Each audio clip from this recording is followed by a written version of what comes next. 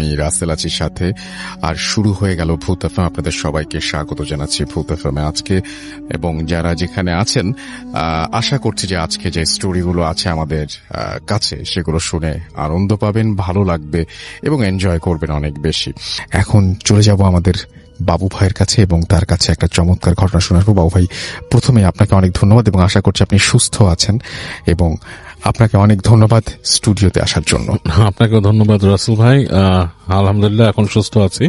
আচ্ছা, আর স্টুডিওতে আসতেই চাই, আর যতদিন ভূতের মাঝে আসবোই ইনশাআল্লাহ, এই আর কি। তো এই যে কাহিনীটা রাসেল ভাই আমাকে বলেছে অনেক চট্টোপাধ্যায়, সে কলকাতার ছেলে, ওর প্রথম ইউনিভার্সিটি লাইফের কাহিনী। সো সে ওই সময়টায় পড়াশোনা করতে যায়, আজ থেকে 5-7 বছর আগে আর কি। আচ্ছা, সে নয়নিতালে পড়াশোনা করতে যায়। আচ্ছা। তো যে জায়গাটা পড়াশোনা করতে যায় সে বলেছে ওই জায়গাটা বেশ মানে একটু শহর থেকে দূরে, লাইক সাবার্ব টাইপের একটা এলাকা, মানে মুফাসসল শহর টাইপ। আচ্ছা। তো স্পেশালি ওই জায়গায় যাওয়ার কারণ হচ্ছে ও যে সাবজেক্টে পড়াশোনা করতে, এটার জন্য নাকি ওই জায়গাটাই ভালো ছিল তার। তো ও যখন যায় ওখানে যাওয়ার জন্য, সারাদিন আপনার জার্নিতে চলে যায় ওর, এবং ও যখন ওখানে পৌঁছায় তখন প্রায় রাত 8টা-9টা বাজে, এরকম একটা সময়। তো বাস থেকে নামার পরে ও দেখে যে বেশ জনশূন্য আর কি, কাইন্ড অফ লাইক মানুষজন একদমই নাই বলা চলে। তো হেঁটে হেঁটে আসে, এসে দেখে যে একজন আছে, মানে রাস্তায়, মানে মুদি বিক্রেতা, যে চকলেট, সিগারেট এই ধরনের কিছু জিনিস বিক্রি করে। তো তার থেকে এসে সিগারেট কেনে এবং কিছু চকলেট কিনে, কেনার পরে ও জিজ্ঞেস করে যে আমি অমুক জায়গায় যাবো, ওইখানে কিভাবে কি পাবো, মানে আমার যাতায়াতের জন্য কি আছে, ব্যবস্থা আছে। আচ্ছা। তো সে বললো যে এখানে ওরকম ব্যবস্থা তো ওরকম নাই, কিছু পাবা না। তো এক ধরনের শ্যালো মেশিন টাইপের চালিত আর কি, একটা রিক্সা টাইপের আছে, আর আছে হচ্ছে এক ধরনের টাঙা, এবং সেই টাঙাগুলো তুমি পাবা কিনা এখন শিওর না। আচ্ছা। এটা হচ্ছে যে কারণ দিনের বেলায় এগুলো চলে যায় এখান থেকে, সন্ধ্যার পরে পাওয়া যায় না। তো তোমার জন্য ভালো হয়, রাস্তাটা সুবিধার না, তুমি এখানেই থেকে যাও, বাস স্ট্যান্ডে কোথাও থেকে যাও, এখানে তো আরো 2-1 মানুষ আছে, ওখানে তো কাউরে পাবা না রাস্তায়। তো অনেক বলতেছে যে এত রাতের বেলা, মানে এমন কোন রাত হয় নাই, 8টা-9টা বাজে, এই সময় তোমাদের এলাকাটা এত নিস্তব্ধ কেন হয়ে যায়? তো বলতেছে এটা গ্রামের জায়গা, এন্ড এই মানে আর কি বেশ গ্রাম্য জায়গা, ইটস নট এ সিটি। এবং ওর সাথে কমিউনিকেশন করছে সে ইংলিশে। হ্যাঁ, মানে এটা সিটি না, এখানে তুমি এরকম সুবিধা পাবা না যেরকম যেতে চাও। সো তুমি যদি টাঙা পাও এটা তোমার জন্য ভাগ্যের ব্যাপার, টাঙা না পেলে তো কিছু করার নেই। তো যাই হোক, অনেক ওখানে দাঁড়িয়ে থাকে, দাঁড়িয়ে কর্নারে একটা জায়গায় সে সিগারেট খায়, বসে থাকে একটা ইসের পর, বসে চিন্তা করে যে এখন কি করব। তো এরকম চিন্তা করতে করতে সে চিন্তা করে যে আমি একটু আশেপাশে হেঁটে দেখি কি অবস্থা। আচ্ছা। এখানে তো বাস স্ট্যান্ডে টাঙালা নাও আসতে পারে। সো ও যেটা করে, ওর হাতের যে একটা লাগেজ ছিল, সে লাগেজটা হচ্ছে আপনার ট্রলি লাগেজ, টেনে নেয়, ওইটা নিয়ে সে হাঁটে। আচ্ছা। তো একটু সামনে যাওয়ার পরে ও হাঁটতে হাঁটতে যে দেখে যে দূরে মনে হচ্ছে ছায়ার মতো কিছু একটা দাঁড়ায় আছে গাছের ইসে, দুই পাশেই গাছ, মাঝখানে মনে করেন যে আলো পড়তেছে, আকাশের আলো কিছুটা, মানে এমন কোন আলো না, মানে অন্ধকারে হালকা গাছের ওই চাঁদের আলোতে জায়গাটা একটু একটু আলোকিত লাগছে। আচ্ছা। এবং বেশ ঠান্ডা পড়ে গেছে তখন জায়গাটাতে, কারণ মানে ওই জায়গাটা মানে প্রধানত হচ্ছে শীতটা বেশি পড়ে আর কি, কিন্তু একটু যেহেতু সাবার্ব এলাকা, গাছগাছালি বেশি, শীতটা বেশি পড়ে। তো মানে বেশ টকটক করে কাঁপতে কাঁপতে হেঁটে হেঁটে ছায়ার দিকে যায়, যেখানে কি দাঁড়ায় আছে, ওইটা কি মানে মানে কোনো বাসা না কি, মানে হোয়াট ইজ দিস। তো কাছাকাছি আসতে দেখে সেখানে একটা টাঙা। আচ্ছা। টাঙা গাড়ি, ইটস লাইক ও যেটা বলছে এটা মানে পুরা ফুল ফ্রেজ একটা ঘোড়ার গাড়ি না, ঘোড়াই টানে এটাকে, বাট ছোট টাইপের, মানে পিছনে কোচটা হচ্ছে এত ছোট, মানে হাইয়েস্ট একজন একটা ঘোড়া টেনে নিয়ে যাবে এটাকে, কাইন্ড অফ লাইক কলকাতায় একসময় যে আদম গাড়ি এখন আছে কিনা আমি জানি না, আচ্ছা, ওরকম টাইপের আর কি। সো তো ওখানে যে দেখে যে ওরকম একটা গাড়ি আছে এবং তার সাথে ঘোড়াও আছে, কিন্তু মানুষ নাই। তো মানে খুব থতমত খেয়ে যায় যে ঘটনাটা কি, মানুষ নাই, টাঙা গাড়ি দাঁড়ায় আছে। তো কিছুক্ষণ বসে থাকে, একটু পরে সে হাতে সিগারেট শেষ হয়েছে, সিগারেটটাকে ফেলে দেয়, ফেলে দিয়ে পা দিয়ে নিভাই ফেলে। তো সিগারেটটা ফেলে দেওয়ার কিছুক্ষণ পরই দেখে যে ওইখানে মানে পাশে গাছগাছালি যে জায়গাটা, ওখান থেকে একজন মানুষ বের হয়ে আসছে। বের হয়ে এসে তাকে বলতেছে, মানে ওখানকার মানে লোকাল ভাষার সাথে হিন্দি মিশানো আর কি, যে কোথায় যাবা। তো বলে যে আমি তো অমুক জায়গায় যেতে চাই, তো তুমি কি যাবা নাকি। তো ওরে বলছে যে ব্যাঠো, বসো পিছনে। তো ও কোনো কথা না বলে সুন্দর, মনে করে যে এর থেকে ভালো সুযোগ তো আর নাই। এই পাওয়া গেছে, হ্যাঁ। বাস স্ট্যান্ডে কিছু নাই, বাস স্ট্যান্ডের আশেপাশে কোনো হোটেলও নাই, কোথাও নাই, ওখানে বসে রাত কাটানোর বেড়ার তুমি চলে যাই। তো বসে ওর যে ওই ইসে উঠে বসে তার যে লাগেজ থেকে খুলে সে পাতলা একটা সোয়েটার সে গায়ে দেয়। আচ্ছা। তো গায়ে দেওয়ার সময় তার হাতে ওই যে আপনার ছিল একটা ম্যাগাজিনটাও সে বের করে নেয় হাতে, মনে করে যে কোথাও যদি যে সে পড়তে পারে বা কিছু, মানে just to have something in his hand, okay, এরকম একটা নিয়ে এসে বসে। তো বসে সে ওখান থেকে আপনার যাওয়া শুরু করে আর কি, টাঙা চালাচ্ছে। তো বেশ অনেক দূর যাওয়ার পরে ও দেখতেছে যে সামনে যে জায়গাটা, সে জায়গাটাতে আপনার দুই পাশে গাছ নাই, বেশ প্রান্তরের মতো, মানে বেশ মাঠ টাইপের, এবং মানে চাঁদের আলোটা এমন ভাবে পড়ছে পুরো জায়গাটা ঝকঝক দেখা যাচ্ছে জায়গাটা। তো ও খুব এনজয় করা শুরু করে, খুব এনজয় করা শুরু করে। সে মনে করে যে মানে this is a very nice thing to do, এই জায়গায় মানে জায়গাটা খুবই সুন্দর একটা জায়গা, তার এই যাওয়াটাই একটা সার্থকতা লাগতেছে।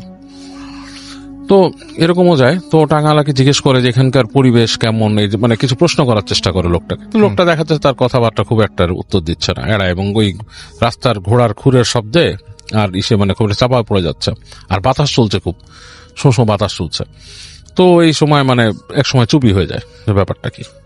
তো ওই জায়গাটা যখন পার হয় তখন দেখে যে সে আপনার আবার একটা এরকম তৈরি হচ্ছে রাস্তা, যেখানে দুই পাশে গাছ, এবং এইবারে গাছটা খুব ঘন হয়ে জন্মাইছে, মানে চাঁদের আলো প্রায় ঢুকতেছেই না, জায়গাটা বেশ ঘুরঘুরটি অন্ধকার।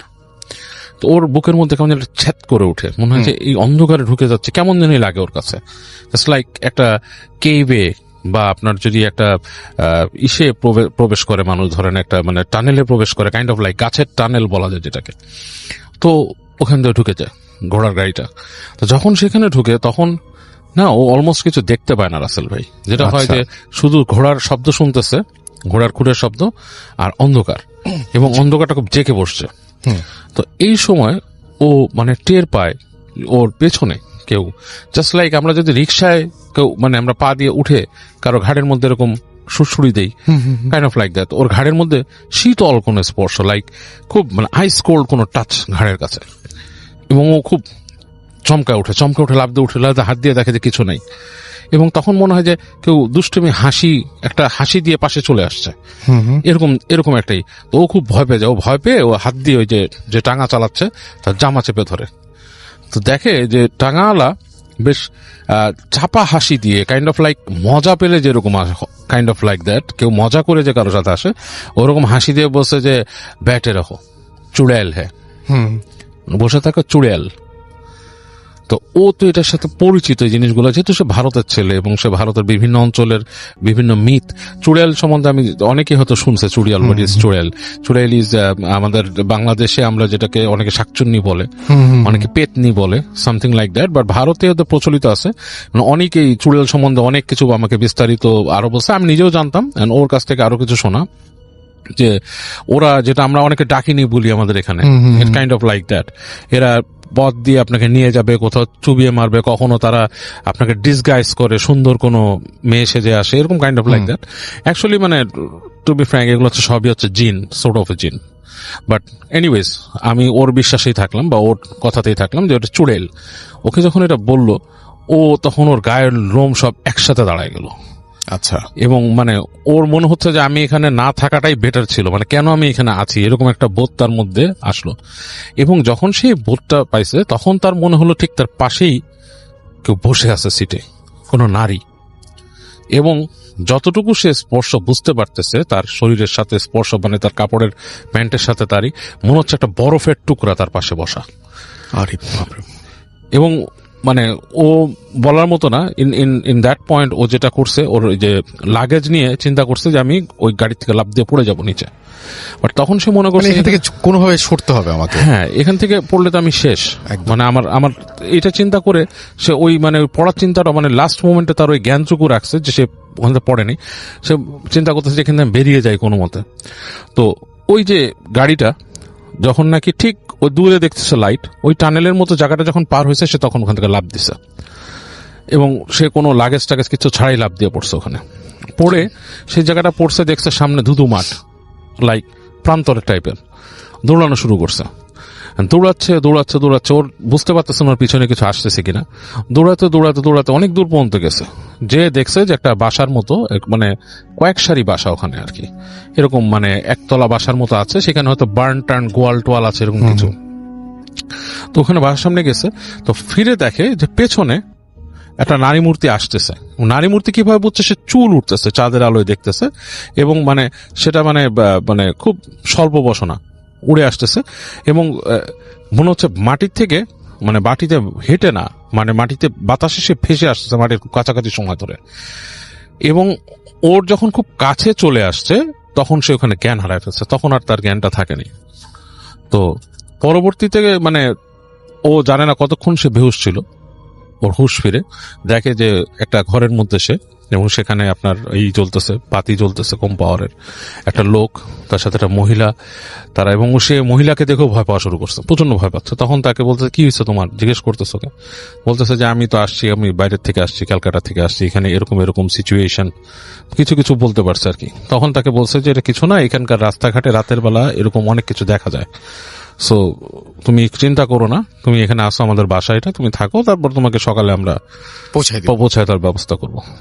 তো অনেকের রাতে খুব জ্বর আসে, মারাত্মক আকাশ পাতাল জ্বর, এবং সে তখন শুধু কষ্ট করে মানে বোঝাতে সক্ষম হয় ওদেরকে যে আমি যেই কলেজে বা ইউনিভার্সিটিতে আসছি ওখানে একটু খবর দেন, ওখানকার কেউ এসে আমাকে নিয়ে যাবে। এবং আলটিমেটলি তারা এসে ওকে নিয়ে যায়, এবং ও ওখানে পরে ছিল বহুত দিনে, ওখানে সে গ্র্যাজুয়েশনটা কমপ্লিট করছে অনেক। এবং ওই এলাকাতে এই ধরনের প্রচুর আরো মিথ আছে, এবং আরো এই ধরনের কিছু কিছু কাহিনী আছে। সে বলছে যে he can send me over letter on, যে ওখানকার ঘটনা আরো যেগুলো আছে, সেটা মানে এই সাবার্ব এলাকা, কিছুটা পাহাড়ি টাইপের এলাকা হতে নাকি এই ধরনের জিনিস অনেকেই দেখে। আর এই চুড়েল টাইপের ব্যাপারটা কিন্তু রাসেল ভাই আমি এর আগে অনেকের কাছে শুনেছি, একটা ফার্স্ট হ্যান্ড এক্সপিরিয়েন্স, যে আমি শুনেছি যে আমার নানারা একসময় পাকিস্তানে থাকতো, যখন দেশ ছিল বিভাগের আগে, তখন ওনারা শুনেছিল যে ওনার এক ফ্রেন্ড এরকম একদম ফার্স্ট হ্যান্ড এক্সপিরিয়েন্স, আমার নানার বন্ধু, আমার নানা মারা গেছে এখন, বাট ওনার এক বন্ধুর কথা বলছি, যে উনি গাড়ি দিয়ে আসছিলেন, এবং উনি দেখেছেন যে ঠিক আপনার গাড়ির সামনে একটা মহিলা দাঁড়িয়ে আছে, এবং ঠিক আমরা যেমন হিন্দি মুভি বা কোনোটাতে শুনি যে লাইক কালো কাপড় পরা বা সাদা কাপড় পরা, কাপড়ের কালারটা আমার ঠিক মনে নাই, বাট এখনো মনে আছে, বলছে যে দাঁড়িয়ে ছিল এরকম, এবং উনি ওখানে থামান নাই গাড়িটা, উনি চালায় গেছেন গাড়ি। আচ্ছা, উনি চালায় যাওয়ার পর যেটা হয়েছে, গাড়ি ভেদ করে উনি চলে গেছে, মহিলাটার মুখটা মনে হলো উইন্ডশিল্ডের মধ্যে এসে একটা হাসি দিয়ে পার হয়ে গেছে। এবং উনিকে যখন পার হয়ে গেছে তখন ওনাকে নাকি বলছে যে তুই তোর গাড়িতে থাকাতে বেঁচে গেলি, এরকম আর কি ওখানকার ভাষায়। তো কারণ হচ্ছে ওনার গাড়ির যে রিয়ার ভিউ মিরর, ওখানে উনি একটা ছোট্ট কোরআন শরীফ ঝুলা রাখতো তখন। আচ্ছা আচ্ছা আচ্ছা আচ্ছা আচ্ছা, হ্যাঁ, এটা কিন্তু অনেক আগের পাকিস্তান আমলের একটা ঘটনা। তো এই ধরনের জিনিস ভারত পাকিস্তানের বিস্তীর্ণ অঞ্চলগুলোতে কিন্তু অনেকেই দেখে, চুড়েল বা ডাকিনি যেটাকে বলেন। Thank you so much, thank you চমৎকার ঘটনা দিয়ে আমরা শুরু করলাম আজকে। হ্যালো রাসেল ভাই, আশা করছি আপনি ভালোই আছেন। আমি সোহাগ চক্রবর্তী যশোর থেকে বলছি। আজকে আমি ইন্ডিয়াতে ঘটে যাওয়া হাসপাতালের একটি ঘটনা আপনার সাথে শেয়ার করতে যাচ্ছি। অনেকেই হাসপাতাল মর্গকেন্দ্রিক ঘটনা অনেক পছন্দ করে, এই জন্য ভাবলাম আমার জানা এই ঘটনাটি আপনাদের সবার সাথে শেয়ার করি। ঘটনাটি ঘটেছিল 2015 সালের। আমার এক পরিচিত লোক তার ছেলেকে নিয়ে চিকিৎসার জন্য ইন্ডিয়াতে গিয়েছিল। বলে রাখা ভালো, ওনার স্ত্রী কিছুদিন আগে মারা গিয়েছিল এবং ওই ব্যক্তিও গুরুতর অসুস্থ ছিলেন। তার ছেলের বয়স 15-16 বছর। তো তিনিও খুব গুরুতর অসুস্থ হওয়ায় তারা ভ্যালুরে ট্রিটমেন্টের জন্য গিয়েছিলেন। আমার অনেক পরিচিত জন ইন্ডিয়াতে থাকার সুবাদে উনি আমার সাথে যোগাযোগ করে অনেকের পরিচিতি নিয়েই ওখানে গিয়েছিলেন। তো দুঃখের ব্যাপার হচ্ছে উনি ইন্ডিয়াতে একটা স্বনামধন্য হাসপাতালে চিকিৎসার জন্য গিয়েছিলেন। ওনার কিডনি রোগ ছিল। উনি 25 দিন ওই হাসপাতালে ভর্তি থাকাকালীন সময়েই 25 দিনের দিনই তিনি মৃত্যুবরণ করেন। যেহেতু ওনার স্ত্রী ছিল না, আর সাথে ওনার ছেলে ছিল। ওনার আসলে বাংলাদেশে তেমন কোনো রিলেটিভ ছিল না যে ওখানে যোগাযোগ করবে বা পুরো প্রক্রিয়াটি ম্যানেজ করবে এরকম। তো যখন তার ছেলেটির বাবা মারা যায়, ছেলেটি অনেকটা অসহায় অবস্থার মধ্যে পড়ে যায়।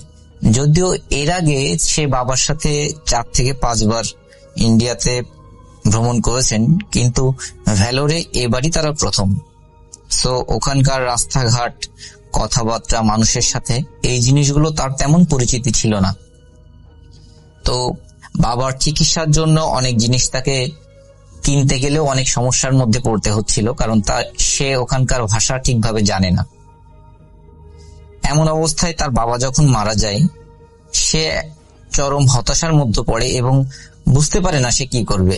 একে তো সে একটা বড় শোক, একটা ধাক্কার মধ্যে পড়েছে, তার বয়স অনেক কম, তারপরেও সে সম্পূর্ণ অপরিচিত একটি জায়গা। বুঝে দেখুন রাসেল ভাই, এমন পরিস্থিতিতে যদি মানুষ পড়ে তখন তার আসলে মাথা কোন দিকে কাজ করবে আর করবে না, এটি কিন্তু আসলে ভাবা সত্যিই কঠিন। তো প্রথম দিন যেদিন তার বাবা মারা যায়, বলে রাখা ভালো তার বাবা মারা যায় রাত 11:50-55 দিকে। তো হাসপাতাল কর্তৃপক্ষ কিছু ফর্মালিটি থাকে, সেই ফর্মালিটি গুলো ফিল আপ করে তার বাবার লাশ ওখান থেকে নিয়ে যাওয়ার জন্য বলে। কিন্তু ছেলেটি আসলে বাংলাদেশ থেকে যাওয়ায় আর তার বয়স কম হয়, সে অনেক কাকুতি মিনতি করে তার বাবাকে সকাল পর্যন্ত হাসপাতালে রাখার জন্য। কিন্তু আসলে হাসপাতালের একটা নিয়ম থাকে রাসেল ভাই, যে মৃত মানুষকে তারা সাধারণ কেবিনে রাখে না। তো ওই ব্যক্তিকে লাশ ঘরের সামনে একটা ছোট ঘর মতো আছে, আমি বিবরণে যতটুকু জেনেছি ঘরটি বেশ ছোট, সেখানে মোট 6টা লাশ রাখা ছিল। অনেক সময় দ্রুত ডেলিভারির জন্য ওই লাশগুলোকে ওই ঘরে রাখা হয়, যারা দেখা গেল 1 ঘন্টা 2 ঘন্টা 3 ঘন্টার ভিতরে নিয়ে যাবে লাশগুলো, সেরকম লোকেদের ক্ষেত্রে ওই লাশগুলো ওখানে রাখা হয়। তো সেরকম একটা জায়গায় রাখা হয়েছিল এবং সেখান থেকে একটু বিবরণে আমি বলি আসল ভাই, সে যে আমাকে যেভাবে বলেছে, সেই ঘরটা থেকে আপনাকে বাইরে বের হতে গেলে মিনিমাম আপনাকে 100 পা সামনে যাওয়া লাগবে। সেখানে একটি ক্রপসিকাল গেট আছে এবং সেখানে ক্রপসিকাল গেট গুলো আমরা যেমন হয় যে বাইরে থেকে ভিতর দেখা যায় ফাঁকা ফাঁকা ফাঁকা ফাঁকা হয়, এরকম টাইপের ক্রপসিকাল গেট না। গেটটার মধ্যে টিনের দিয়ে ওই ফাঁকা জায়গাগুলো বন্ধ করে রাখা, যাতে বাইরে থেকে ভিতরে না দেখা যায়, এইভাবে করা আর কি। তো ওই ছেলেটি তার বাবাকে, সে কোথায় থাকবে এটা বুঝতে পারে না প্রথম। তো সে অনেক বেশি কান্নাকাটি করায় বা বাবাকে জড়িয়ে ধরে থাকায় যখন ওয়ার্ড বয়রা ওই লাশটি ওখানে এনে রাখে, সে কোনোভাবেই ওখান থেকে যেতে চায় না। তখন ওখানকার ওয়ার্ড বয়রা তাকে অনেক নেওয়ার চেষ্টা করলেও পারে না। সে বলে, যাই হোক না কেন আমি আমার বাবার সাথেই থাকবো। আসলে তো রাসেল ভাই, যতই মারা যাক সে তার বাবাই, সে তখন ওই বাবার সাথে থাকার কথা জানায়। ওয়ার্ড বয়রা তাকে নিতে পারে না। তারা অনেক সময় ওয়ার্ড বয়রা বলে যে তুমি তো ছোট মানুষ, এখানে ভয় পেতে পারো বা অন্য কোনো সমস্যা হতে পারে, যেহেতু ক্রপসিকাল গেটটা বাইরে থেকে লাগানো থাকে, সো তুমি এখানে থাকতে পারবে না, তুমি গেটের বাইরে এসে থাকো। কিন্তু সে কোনোভাবে রাজি হয় না। যা তার কাকুতি মিনতি শুনে এক পর্যায়ে গেটে ওখানে যে লোক থাকে উনি বললো, আচ্ছা ঠিক আছে তুমি এখানে থাকো, তাহলে আমাদের গেটটা লক করা থাকবে না, গেটটা খোলা থাকবে। তোমার যদি কোনো প্রবলেম হয় তুমি যাতে দৌড় দিয়ে গেট থেকে বাইরে চলে আসতে পারো বা আমাদের ডাকতে পারো যদি ভয় পাও আর কি। তো সেইভাবে কাজ হলো। রুমটার মধ্যে রাসেল ভাই একটা নেভি ব্লু কালারের একটা ডিম ভাল্ব দেওয়া, ডিম লাইট আমরা যেটা বলি রুমের মধ্যে লাগাই কম আলোতে, ওরকম একটি লাইট লাগানো।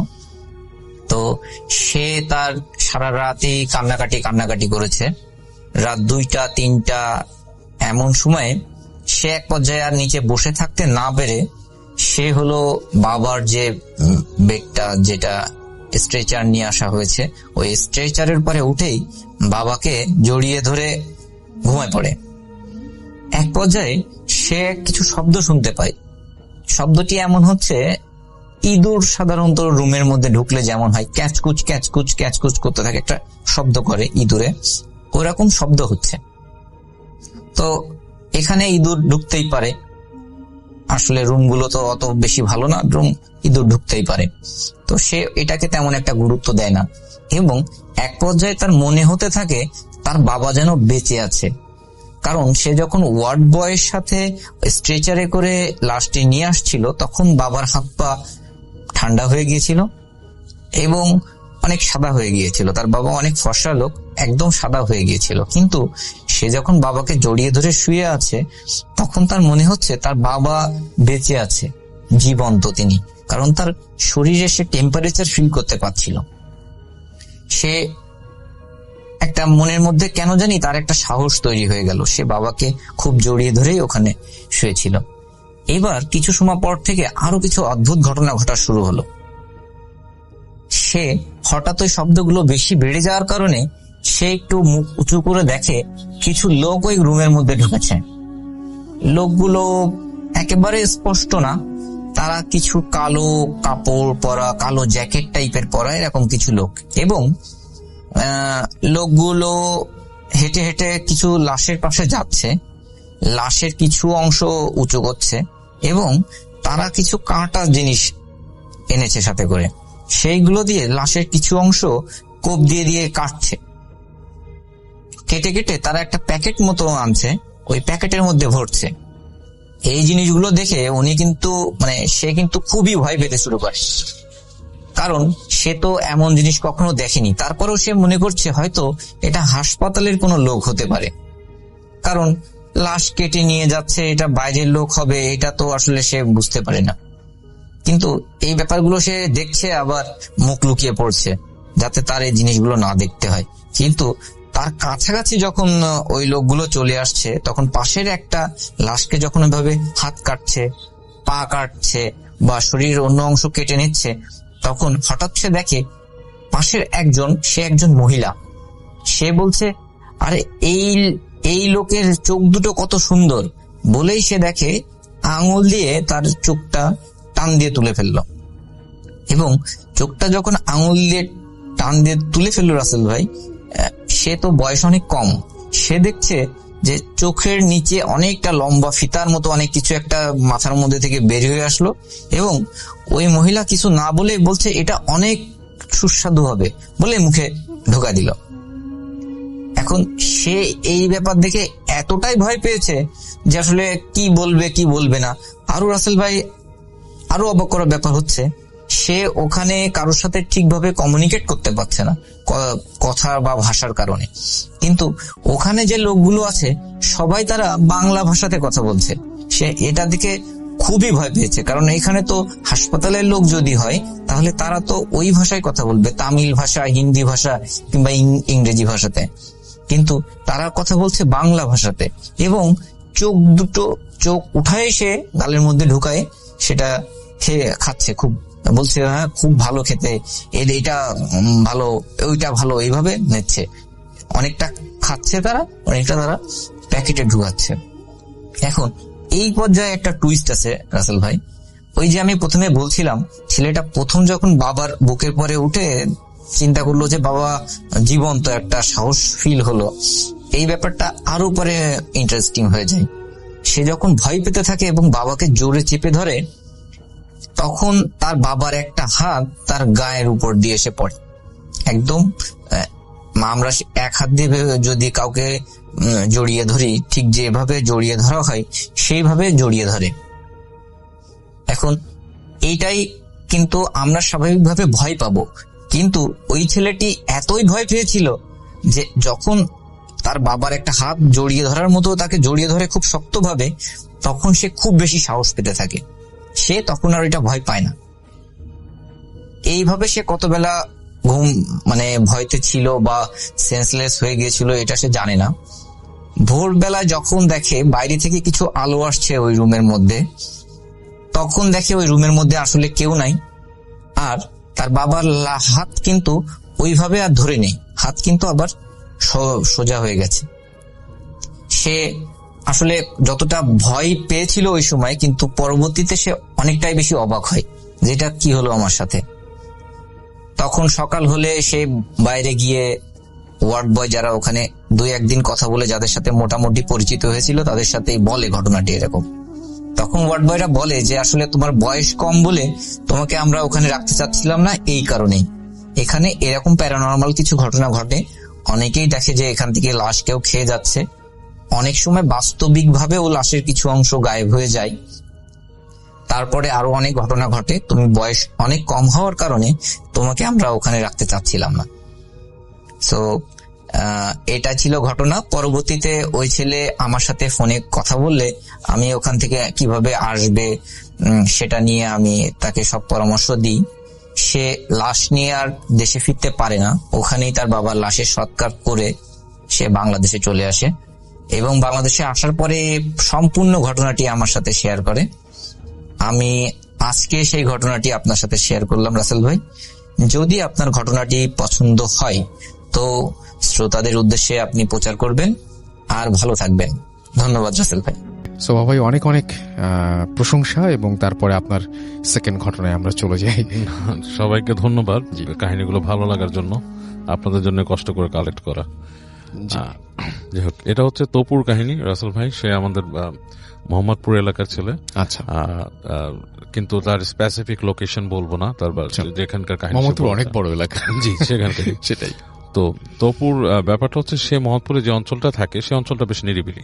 আচ্ছা, বাট এটা লালমাটিয়া না। আচ্ছা, একটু বলে দিলাম। আচ্ছা, হ্যাঁ, তো বেশ নিরিবিলি একটা জায়গা, মানুষ বুঝেই ফেলবে মোহাম্মদপুরের নিরিবিলি জায়গা একদম আমার চোখের সামনে ভাসছে। হ্যাঁ, তো যাই হোক, তো তপু যেখানে থাকতো, তপুর নামটাও কিন্তু একটু চেঞ্জ করা আছে। হ্যাঁ, এর তপু নিজেই বুঝবে, আর কেউ বুঝবে না হয়তো। আচ্ছা, তো যাই হোক, ও যেখানটা থাকতো সেই জায়গাটা হচ্ছে যে আপনার বেশ নিরিবিলি, এবং ওদের একটা 3 তলা বাড়ি ছিল ওখানে। এবং ওদের বাসায় ওর বড় ভাই থাকতো, বিদেশে চলে গিয়েছিল, আর ওর আম্মু, ও আর ওর বোন থাকতো। তো ওর আম্মুর অ্যাজমা প্রবলেম ছিল, উনি মাঝে মাঝে অসুস্থ হয়ে যেতেন। তো তখন ওনাকে ডাক্তার দেখাইতে হতো এবং মাঝে মাঝে মানে খুব খারাপ অবস্থা হতো। আচ্ছা, তো ওদের মানে ওর বাবা মারা গেছেন। সো ওর বড় ভাই এবং ওরাই হচ্ছে মানে গার্ডিয়ান, পুরো বাড়িটা টেক কেয়ার করতে হয়। তো এরকম অবস্থায় একদিন এরকম রাতের বেলা, তখন তখন এরকম 1-2টা বাজে আর কি, বেশ নীরব হয়ে গেছে। আর ওই সময়টাতে মানে আজ থেকে 10-15 বছর আগে তখন কিন্তু মোহাম্মদপুর জায়গাটা মানে আরেকটু ঢাকা শহরটাই আরেকটু ব্যাকওয়ার্ড ছিল আর কি। এতটা আধুনিকতাটা মানে এখন খুব বেশি গাড়ি ঘোড়া, তখন একটু কম ছিল।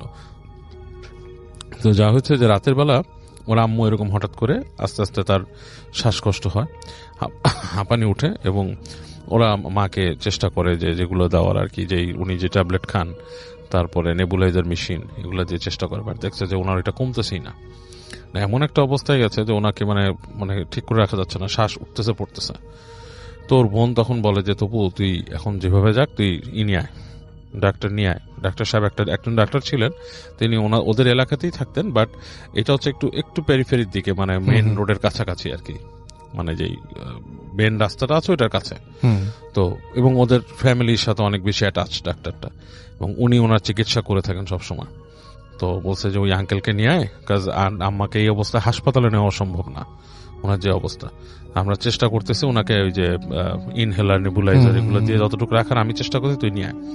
এবং তপুদের বাসাটাও বেশ পুরান ছিল, এবং ওখানে একটা কাহিনী আছে যে তপুর যে দাদা সে ওইখানে উনি ফার্স্ট আসেন, এবং উনিও বেশ আপনার করতো আর কি, যে কি বলে মানে ওই জিন টিন কি সাধনা করতো আর কি। সেই তোদের বাসাটাও যে খুব ভালো ভয়ের না এরকম না, আমাদের গা ছমছম করতো, আমরা ফ্রেন্ডরা মাঝে মাঝে 2-1 যেতাম ওখানে। যাই হোক, সো তপু কি করে রাতের বেলা 1-2টার দিক বের হয়, এবং বের হয়ে সে যখন হেঁটে হেঁটে আসতেছে, বাসার থেকে বের হয়ে সামনে আসে, ঠিক যখন রাস্তাতে আসে গেটটা পার হয়ে তাদের যখন নিচে আসে, তখন দেখে ঠাস করে পুরো এলাকার ইলেকট্রিসিটি চলে গেছে, মানে ব্ল্যাক আউট, পুরো এলাকাটা ব্ল্যাক আউট হয়ে গেছে। এবং রাত 1-2টার সময় ব্ল্যাক আউট হলে কিন্তু রাসেল ভাই একটা অন্যরকম পরিবেশ তৈরি হয়। এটা যে দেখছেন সে বলতে পারবেন, ঢাকার পরিবেশে বিশেষ করে। Right, I am used to it, আমি প্রায় এই ধরনের পরিবেশ দেখছি এবং আমার খুব ভালো লাগে আর কি। বাট অনেকের হয়তো ভালোর থেকে ভয় বেশি লাগতে পারে, এবং রাতের বেলা একা থাকলে আরো ভয়টা বেশি লাগার কথা। সো রাত 1-2টার সময় যখন কিছু নাই, পুরো একটা মানে অঞ্চলে, তো যখন কারেন্ট চলে গেছে ওর কাছে ফার্স্টে একটা ধাক্কা লাগছে, আর তবুও বেসিক্যালি খুব সাহসী না, ও এমনি একটু ভয় পায়। তো এই অবস্থায় ও মানে কিছুক্ষণ থেমে দাঁড়ায় যে ও কি বাসায় ফিরে যাবে নাকি ও আপনার যাবে ডাক্তার সাহেবের কাছে, আঙ্কেলের কাছে। তো এটা চিন্তা করে ডিসাইড করে যে বাসায় ফিরে যেয়ে তো আসলে মানে কোনো লাভ নেই, আমি আঙ্কেলের কাছেই যাই। তো হেঁটে যেতে থাকে, ও ওই বাসার দিকে হেঁটে যেতে থাকে আঙ্কেলের বাসার দিকে। তো ঘুরে ঘুরে যখন নাকি ও এখানে একটা গলি আছে, একটা বাঘটা নেওয়ার পরে সামনে গেলে যে যেটা মাঠের পাশে একটা বট গাছ আছে। আচ্ছা, বেশ বড় বট গাছ, ঝুরি টুরি আলা বট গাছ। হ্যাঁ, আচ্ছা ওটা বট গাছ না অন্য কোনো গাছ হতে পারে, মানুষকে আমি লোকেশন দিতে চাই না, গাছ আছে আর কি, বড় একটা গাছ, এবং সেই গাছটা ওখানে মানে বেশ ঝুরি টুরি আলা। আচ্ছা, তো ও যখন গাছটার কাছাকাছি আসে, ও দেখে যে গাছের গোড়ায় প্রায় 5-7টা কুকুর। আচ্ছা, কুকুরগুলো খুব ঘেউ ঘেউ ঘেউ ঘেউ ঘেউ ঘেউ করতেছে। তো ও জানে ওদের এলাকা সম্বন্ধে এতটুকু সে অ্যাওয়্যার যে এই জায়গাটার মধ্যে সাধারণত কুকুর থাকে না, ভবঘুরেও কুকুর প্রায় নাই বললেই চলে। হ্যাঁ, ওই যে কুকুর আছে সেগুলো বাসার কুকুর, হ্যাঁ মানে মানুষের বাসায় পালা কুকুর, এবং সারা এগুলো ঘেউ ঘেউ করে না। আর ভবঘুরে কুকুর খুঁজতে গেলে আরো ওই জায়গায় চলে যাবে, মেন রোডের ওদিকে বা অন্য আরেকটা এসে। তো ও মানে একটু থতমত খায় যে এখানে কি রাতের বেলা আসলে কুকুর আসে, তখন সে কনফিউজ হয়ে যায় যে ব্যাপারটা কি। তো কুকুরের ভয়টা বেশ ভাবে ধরে যে কুকুর কামড় যদি দেয়। তো তারপরও সাহস করে করে হেঁটে হেঁটে সামনের দিকে যায়। তো যে যখন নাকি ঠিক ওই গাছের পাশ থেকে ক্রস করছে, কুকুরগুলো ওকে তখনও নোটিস করে নাই। আচ্ছা, ও যখন গাছের কাছে আসলো তখন কুকুরগুলো পুরো চুপ থম মেরে গেছে, থম মেরে ও দেখছে ওর দিকে তাকাইছে। এবং ও তখন প্রত্যেকটা কুকুর জানেন রাতের বেলা এমনি চোখগুলা কেমন জলজল করতে থাকে, হ্যাঁ, তো দেখছে কুকুর ভেতর থেকে শুধু গরর গরর করতেছে ওকে দেখে। আচ্ছা, সো ও প্রচন্ড রকম ভয় পায়, আর এটাও সে জানে যে আমি যদি এখন দৌড় দেই নির্ঘাত আমাকে কামড় দিবে, রাইট। হ্যাঁ, এবং সে আস্তে আস্তে করে হেঁটে হেঁটে হেঁটে হেঁটে কুকুরগুলাকে পার হয়, এবং ও ফাইন্ড আউট করে যে কুকুরগুলা ওকে ফলো করা শুরু করছে। আচ্ছা, মানে দৌড়ায় দৌড়ায় আসে, কাছাকাছি আসে, আবার দুইবার ঘেউ ঘেউ করে, আবার চলে যায়, আবার দাঁড়ায় গড় গড় করে, একটা নিরাপদ একটা ডিস্টেন্স রেখে ওর সাথেই কাজ করতেছে। আচ্ছা, তো ফাইনালি এরকম করতে করতে রাস্তার মধ্যে ওই আঙ্কেলের ওই যে বাসাটায় আসে। তখনও কারেন্ট আসে না, এবং পুরা দেখা যাচ্ছে ওটা আঙ্কেলের বাসা কিন্তু 4-5টা ব্লক, মানে অনেকগুলো ব্লক পরে। তো বেশ খানিকটা হেঁটে আসতে হয়েছে, তো এসে দেখে তখনও কারেন্ট আসেনি। তো ওই বাসার গেটে অনেকক্ষণ নক করে খুলে না। একসময় দারোয়ান আসে, কি হয়েছে, তো যে বলে যে এরকম যে আঙ্কেলকে দরকার, আমার আম্মা তো অসুস্থ হয়ে গেছে এসে। তো উনি ওই দারোয়ান ভিতরে যে খবর দেয় অনেকক্ষণ পরে ওই আঙ্কেলের বাসার একজন আসে, এসে তাকে বলে যে আব্বা তো ঘুমাইছে, উনি ঘুমের ওষুধ খেয়ে ঘুমাইছে, মানে ওনার ব্লাড প্রেশার হাই। আচ্ছা, তো উনি বলে যে এরকম এরকম এরকম, তবে ওনাকে বলেন, তখন বলতেছে আচ্ছা ঠিক আছে, আব্বাকে বলতেছি, আর তুমি কি দাঁড়াবা নাকি তুমি চলে যাবা? আচ্ছা, তো বলে আমি দাঁড়াই, আঙ্কেলকে সাথে যাই। তো দাঁড়ায় আছে, কিছুক্ষণ পর ওই আঙ্কেল আসে, এসে আঙ্কেল নিজে বলে যে বাবা আমি তোমার বাসায় আসবো একটু পরে, তুমি চলে যাও, আমি এখানে রাত্রেবেলা তো আমি গাড়ি বের করে আসবো, তুমি চলে যাও বাসায়, তো তোমার মার দরকার হতে পারে তোমাকে। তো ছেলেটা করে কি, ও অপু আপনার ফিরে আসে আর কি, ফিরে এসে ওখান থেকে আবার হাঁটা দেয়। তো যখন বের হয়ে আসছে তখন দেখতেছে কুকুরগুলো নাই, কিন্তু আবার যখন ওই বাসাটাকে ছাড়ায় আবার অনেকখানি 2-3টা ব্লক চলে আসছে, দেখে ঠিক কুকুরগুলো ওখানে জটলা করতেছিল, এবং ওকে দেখে আবার সেই একই রকম ওর পিছনে পিছনে গড় গড় গড় গড় করতে করতে। তো তবুর যে বলার ব্যাপারটা যে প্রচন্ড রকমের ভয় লাগতেছিল ওর, কারণ প্রত্যেকটা গলি যখন ক্রস করতেছে ওদের বাসায় যাওয়ার আগ পর্যন্ত যে কয়টা গলি, এগুলো হচ্ছে বেশ নিরিবিলি, মানে দিনের বেলায় নিরিবিলি থাকে, হ্যাঁ, আর রাতের বেলা সেগুলো মনে করেন গা ছমছম করা পরিবেশ সন্ধ্যার সময় তৈরি হয়ে যায়। কারণ কয়েকটা গাছ আছে, সেই গাছগুলোর বর্তমানে আছে কিনা আই ডোন্ট নো, বাট ওই সময়টা আমিও রিকল করে চিন্তা করতে পারি, কিছু গাছ ছিল যেগুলোতে মানে বেশ ছেয়ে যেত জায়গাটা, ঠিক আছে। সন্ধ্যার পরে মূলত বেশ ছাওয়া, এবং দোকানপাটও খুব একটা নাই। তো হেঁটে হেঁটে খুব ভয়ের চোটে একসময় বাসার কাছে আসে। তো বাসার কাছে এসে দেখে যে কুকুরগুলা ওর বাসার মধ্যেও ঢুকতেছে না, বেশ দূরে দাঁড়ায় ঘেউ ঘেউ গড় গড় গড় গড় এরকম করতেছে। এরকম করতে করতে ও আস্তে আস্তে করে হেঁটে ওদের ওই যে লোহার গেটটা পার হয়। এখন ওদের গাড়ি বারান্দা, পুরোনো আমলের বাড়ি, হেঁটে হেঁটে হেঁটে হেঁটে পার হচ্ছে। তো ঠিক যখন নাকি ওদের সিঁড়ি ঘরে ঢুকবে রাসেল ভাই, তখন দেখে যে সিঁড়ির গোড়ার দিকে কেউ একজন বসে আছে, মানে মনে হচ্ছে একটা মানুষ ঠিক সিঁড়ির পাশে, মানে সিঁড়ির যে রেলিং সেটার পাশে বসে আছে, এবং মানে কেমন বিদঘুটে একটা নয়েজ তৈরি করতেছে। ইটস লাইক ইঁদুরের গলায় যদি মানুষ কথা বলার চেষ্টা করে, কাইন্ড অফ লাইক দ্যাট, হ্যাঁ, এরকম একটা ব্যাপার। তো মানে প্রচন্ড ভয়ের, এবং ও মানে মানে ওর মাথাটা মানে কাজ করছে না। এলোমেলো হয়ে যায় ওর মাথায় এই জিনিসটা দেখে। ও যে সিঁড়িতে উঠবে ওই জিনিসটাকে ক্রস করে, সেরকম না। তো ও ওই দিক থেকে চিন্তা করতেছে যে আমি যেতে হবে উপরে। এরকম সময় উপর থেকে ওর বোনের ঢাক শুনতে পায় যে তবু তুই আসছিস নাকি, হ্যাঁ কারেন্ট যেতে।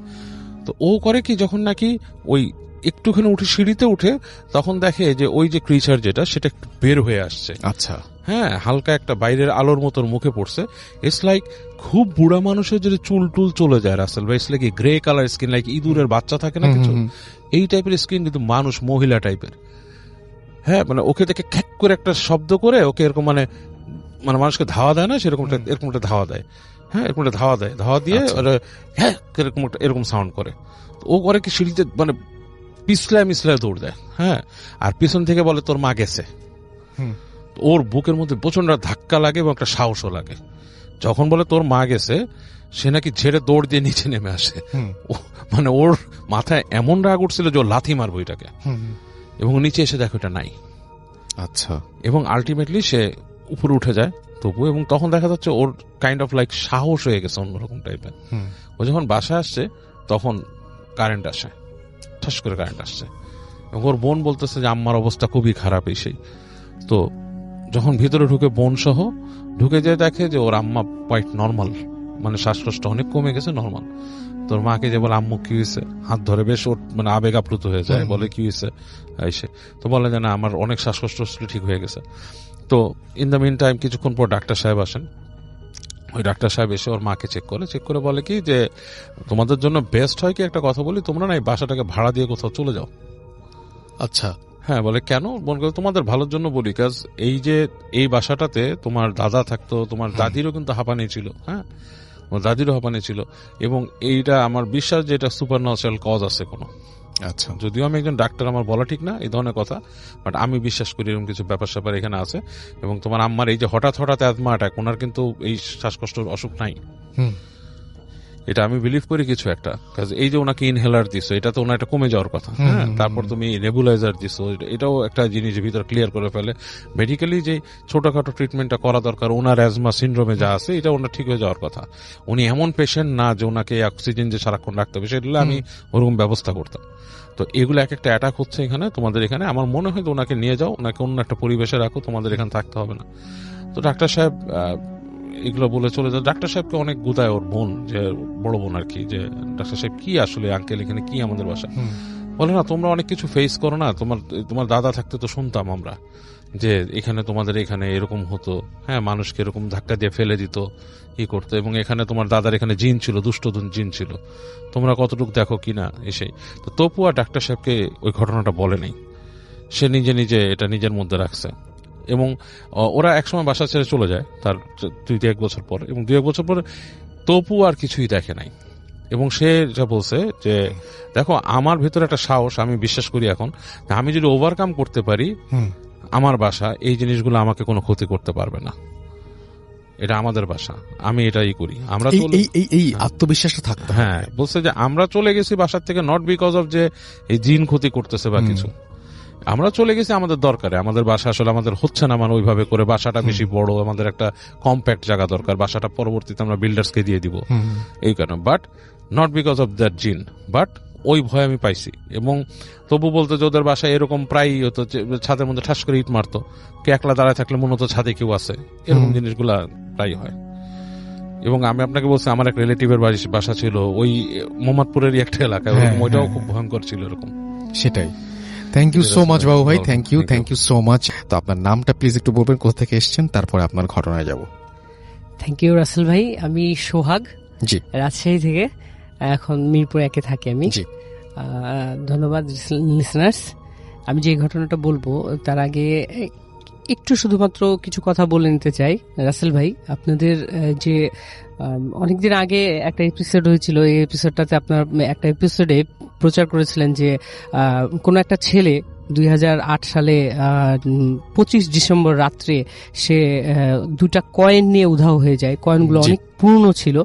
আবার একই দিনে 25শে ডিসেম্বর রাত্রে 2009 সালে সে আবার তার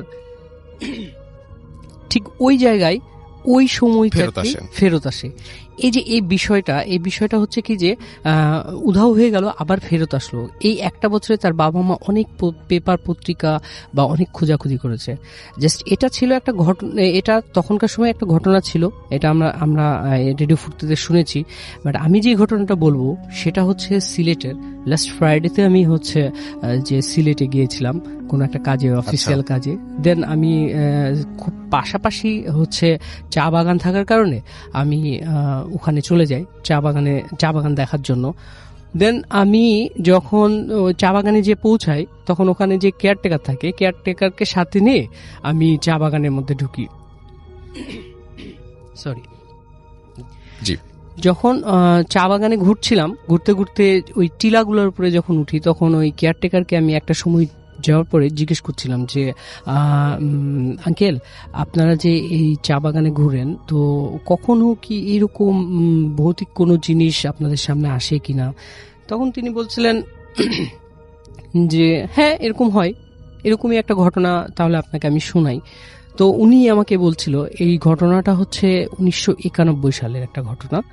আমরা এই জিনিসটা জানি যে চা বাগানে যারা চা তুলেন যারা, এরা কিন্তু অনেক হচ্ছে কি যে মানে নিচু শ্রেণীর বলতে কি যে সনাতন ধর্মাবলম্বী এরকম ধর্মের হয়ে থাকেন।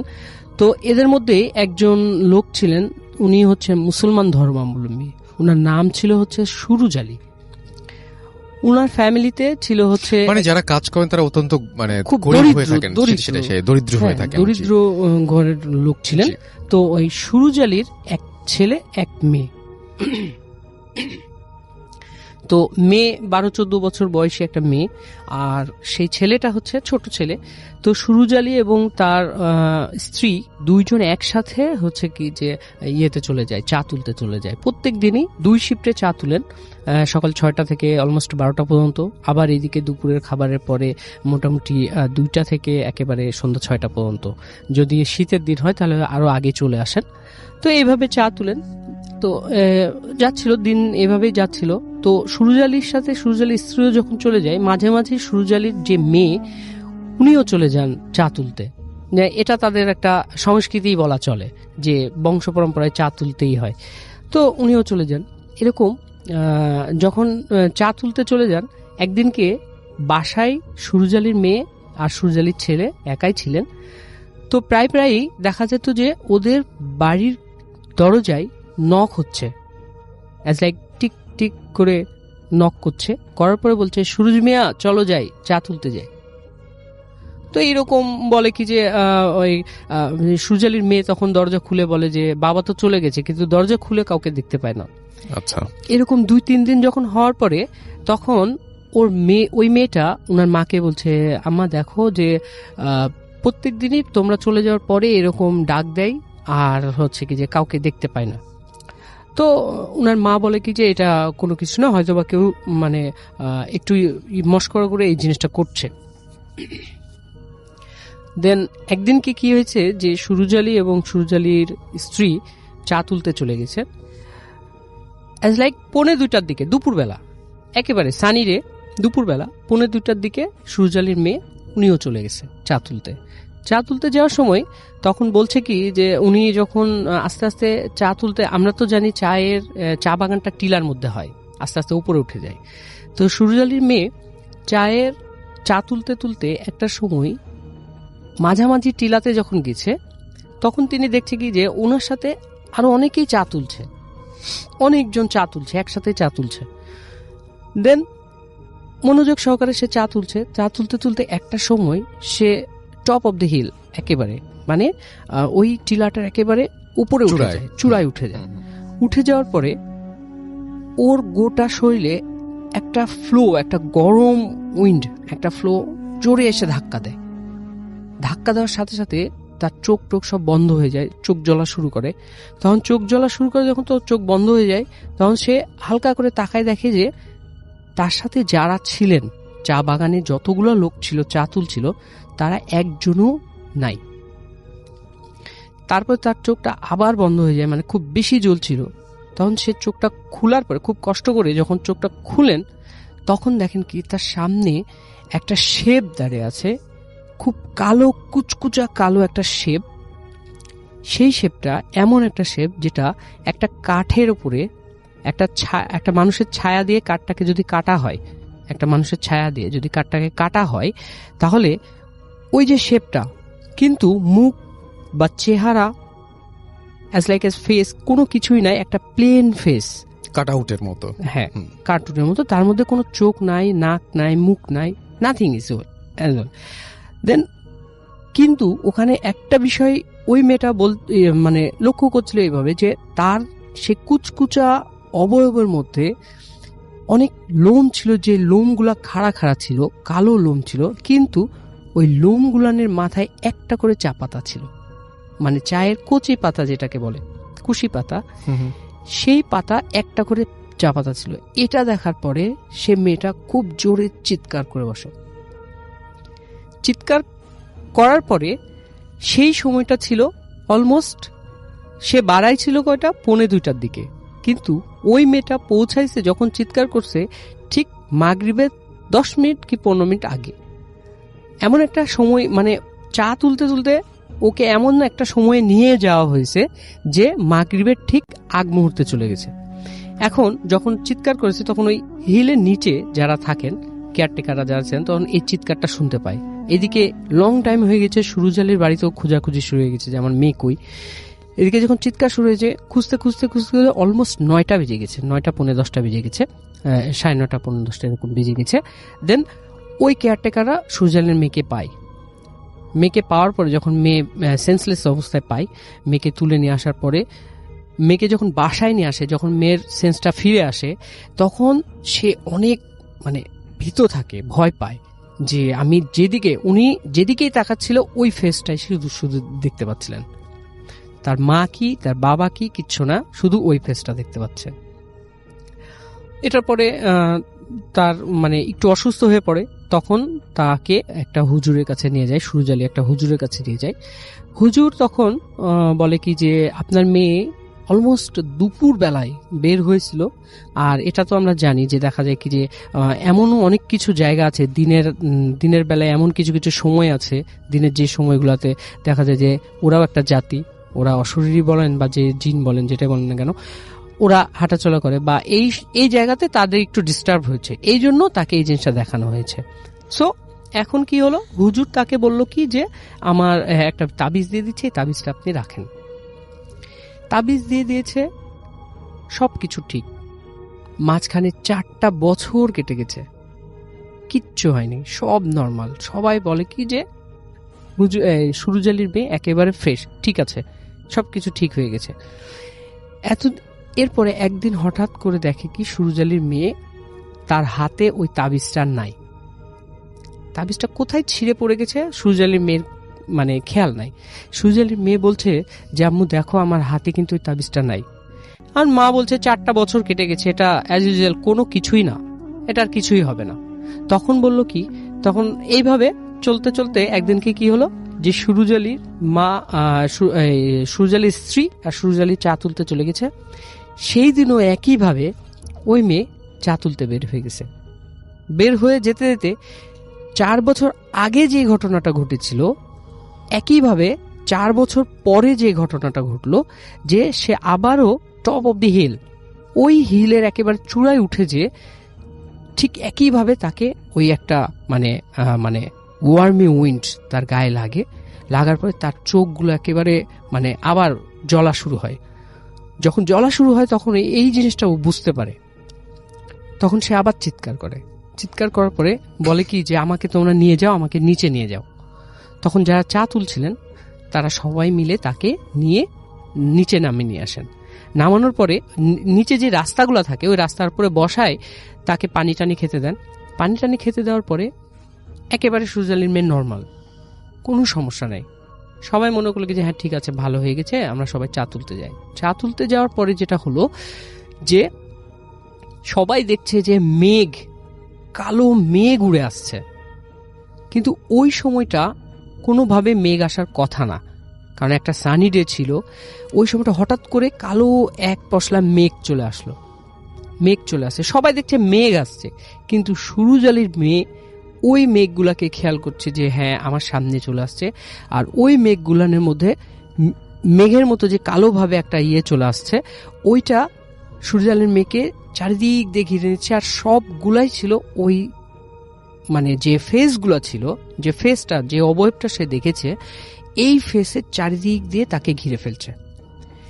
ঘিরে ফেলার পরে যখন টোটালটা সূর্যালের মেঘকে ঘিরে ফেলেছে, ঘিরে ফেলার পরে কিছুক্ষণ পরে ওই ফেস, ওই অবয়বগুলোর সাথে সাথে সুরুজালির মেয়েও ভ্যানিশ হয়ে যায়।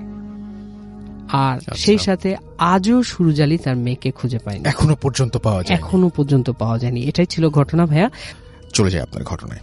জি, আমি যে ঘটনাটি বলবো সেটি আমার এই বড় ভাইয়ের ভাগ্নের ঘটনা। ঘটনাটি ঘটে 2008 বা 9-এর দিকে, তিনি এক্সাক্ট বলতে পারেননি, 8 অথবা 9-এর দিকে হবে, যেহেতু বছরের শেষের দিকে ছিল। জি। তো ঘটনাটা বেসিক্যালি তার ভাগ্নেকে নিয়ে। তো এখানে যেহেতু কয়েকটা পার্ট আছে ঘটনার, তো লিসেনারদের সুবিধার্থে ধরে নেই সেই ভাগ্নের নাম মামুন, কিন্তু বাস্তবিক অর্থে এই নামের সাথে চরিত্রের কোনো মিল নেই, জাস্ট লিসেনারদের বোঝার সুবিধার জন্য। তো মামুনের ক্লাস 7-এ পরীক্ষা শেষ হলে সে নানার বাড়িতে বেড়াতে আসে, মানে আমার সেই ভাইয়ের বাড়িতে বেড়াতে আসে। তার নানা বাড়িতে তার একটাই বোন ঢাকাতে থাকে। তো আসার পরে যেটা হয়, ছোট মানুষ গ্রামে শহরে থাকে, আবদ্ধ পরিবেশে গ্রামে এসে ছোটাছুটি ঘোরাঘুরি ভালোই লাগে তার। বাড়ির আশেপাশে প্রতিবেশীর অনেক ছোট ছেলে পেলে থাকে। তো হঠাৎ করে একদিন মামুন সচরাচর আমার সেই বড় ভাইয়ের সাথেই ঘুমায়। তো একদিন ঘুমিয়ে আছে, হঠাৎ করে আমার সেই বড় ভাই ঘুম থেকে জেগে দেখে যে মামুন তাদের বাসার মানে রুমের বেলকানির সামনে দাঁড়িয়ে আছে। যাদের বাসাটা দোতলা ছিল এবং একদম যেহেতু গ্রামে ধানি জমির সাথে একদম।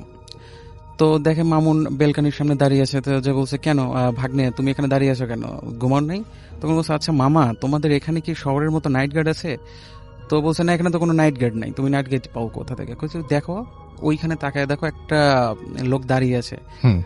তো কই, আমার ভাই বলছে, কই আমি তো দেখি না, যত সব ঘুম বাদ দে তোমার বাহানা, আসো ঘুমাতে আসো। আমার ভাই হয়তো ভাবছে ছোট মানুষ, হয়তো কোনো কিছু তার গ্রামে এসে তার কৌতূহল মিটছে না। তো এর কিছুদিন পরে সেই বড় ভাই একটা জিনিস নোটিস করে যে মামুন যখন ঘুমায়, বা মানে আমার সেই ভাই যখন ঘুম থেকে ওঠে, দেখে তিনি ঠিক আছেন, কিন্তু মামুন মনে হচ্ছে তার উল্টে গেছে। অর্থাৎ আমার সেই বড় ভাইয়ের মুখের কাছে মামুনের পা, এবং আমার এই বড় ভাইয়ের পায়ের কাছে মামুনের মুখ। তো বলে যে, তুমি এমন করে ঘুমাও কেন? হয়তো ভাবছে যে শহরে থাকে, ঘুমের কোনো হয়তো সমস্যা থাকতেই পারে, অনেকের সমস্যাই থাকে। তো কিন্তু মামুনের প্রতি রাতে এই বেলকনির সামনে ওই লোকের দেখাটা চলতেই থাকে। ওকে এত নিষেধ করা হয়, এত কিছু করা হয়, ও শুনেই না। তো এরকম দিন যাচ্ছে। তো সবাই একটা বিষয় নোটিস করে যে যখন মাগরিবের আজান দেয়, মামুনের মধ্যে কিছু চেঞ্জ আসা শুরু করে। ও খেতে চায় না রাতে, মানে কান্নাকাটি করে, মাঝে মাঝে খুব রেগে গেলে বকাবকি করে, যেটা আমার ভাই থেকে যেরকম শুনছি। তোকে অনেক বোঝানো হয়, হয়তো ভাবছে যে মা বাবা থেকে হয়তো কয়েকদিন দূরে আছে, একটু সমস্যা হচ্ছে। কিন্তু সবাই একটা বিষয় নোটিস করে, তার সমস্যা মাগরিবের আজানের পরে হয়। তো আস্তে আস্তে এরকম সমস্যা হচ্ছে। তো সবাই ভাবছে এখন কি হলো, মানে খাওয়া দাওয়া ঠিক মতো করে না, মানে শরীরে অরুচির জন্যই হয়েছে কিনা। তো একদিন বাসায় কেউ নেই, আমার মানে মামুনের নানি, আমার মানে সেই বড় ভাইয়ের মা আছে ওখানে। তো নিচতলায় যেহেতু তারা গ্রামের পরিবেশে ধান টান হয়তো নাড়াচাড়া করছে। তো এমন সময় মামুন কে একটা মানে তাদের বাড়িতে একটা হুজুর টাইপের একজন আসেন। তো উনি দেখেই মামুনের নানিকে বলেন যে, আচ্ছা এই ছেলেটার কি কোনো সমস্যা মা?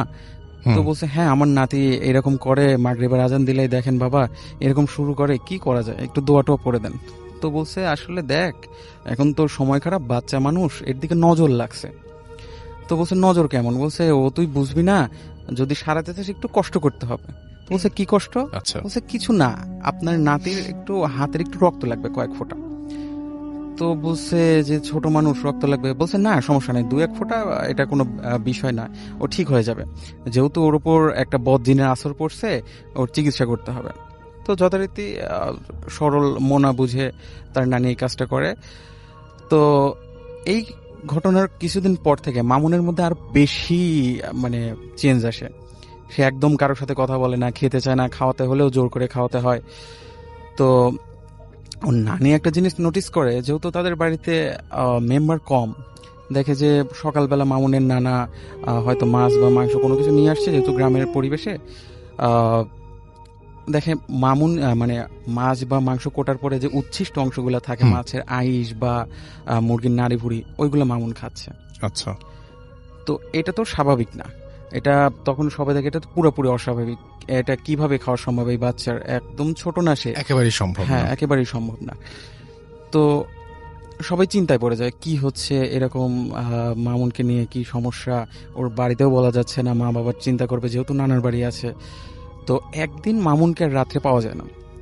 আমার আচ্ছা। সেই বড় ভাই সাথে সাথে দেখে মামুন পাশে নেই, তো দৌড় দিয়ে তার মা বাবার ঘরে যায়, বলে আব্বা মামুনকে পাওয়া যাচ্ছে না, আমার ঘরে তো নাই, ওয়াশরুমে নেই, সব জায়গায় খোঁজা হয়েছে। তো প্রথমে তারা ঘরে খোঁজে, তো যখন দেখে পুরো বাড়িতেই মামুন নাই, তখন দ্রুতই আশেপাশের প্রতিবেশীর দিকে ডাকা হয়, যেভাবে আমার নাতিকে পাওয়া যাচ্ছে না, তোমরা একটু খোঁজাখুঁজি করো। তো বেশি দূরে না, বাসার পাশেই তাদের একটা ছোট্ট বাগান ছিল। তো দেখে সেই বাগানে মামুন উপর হয়ে পড়ে আছে। সবাই মানে রাত যেহেতু অত কিছু বুঝতে পারে নাই আর অত কিছু দেখেও নাই, মামুনকে ধরাধরি করে নিয়ে আসে। তো সকালে ঘটনাস্থলে সবাই যায় এবং হুজুরকে নিয়েও যায়, যে সেখানকার স্থানীয় যে ইমাম থাকেন।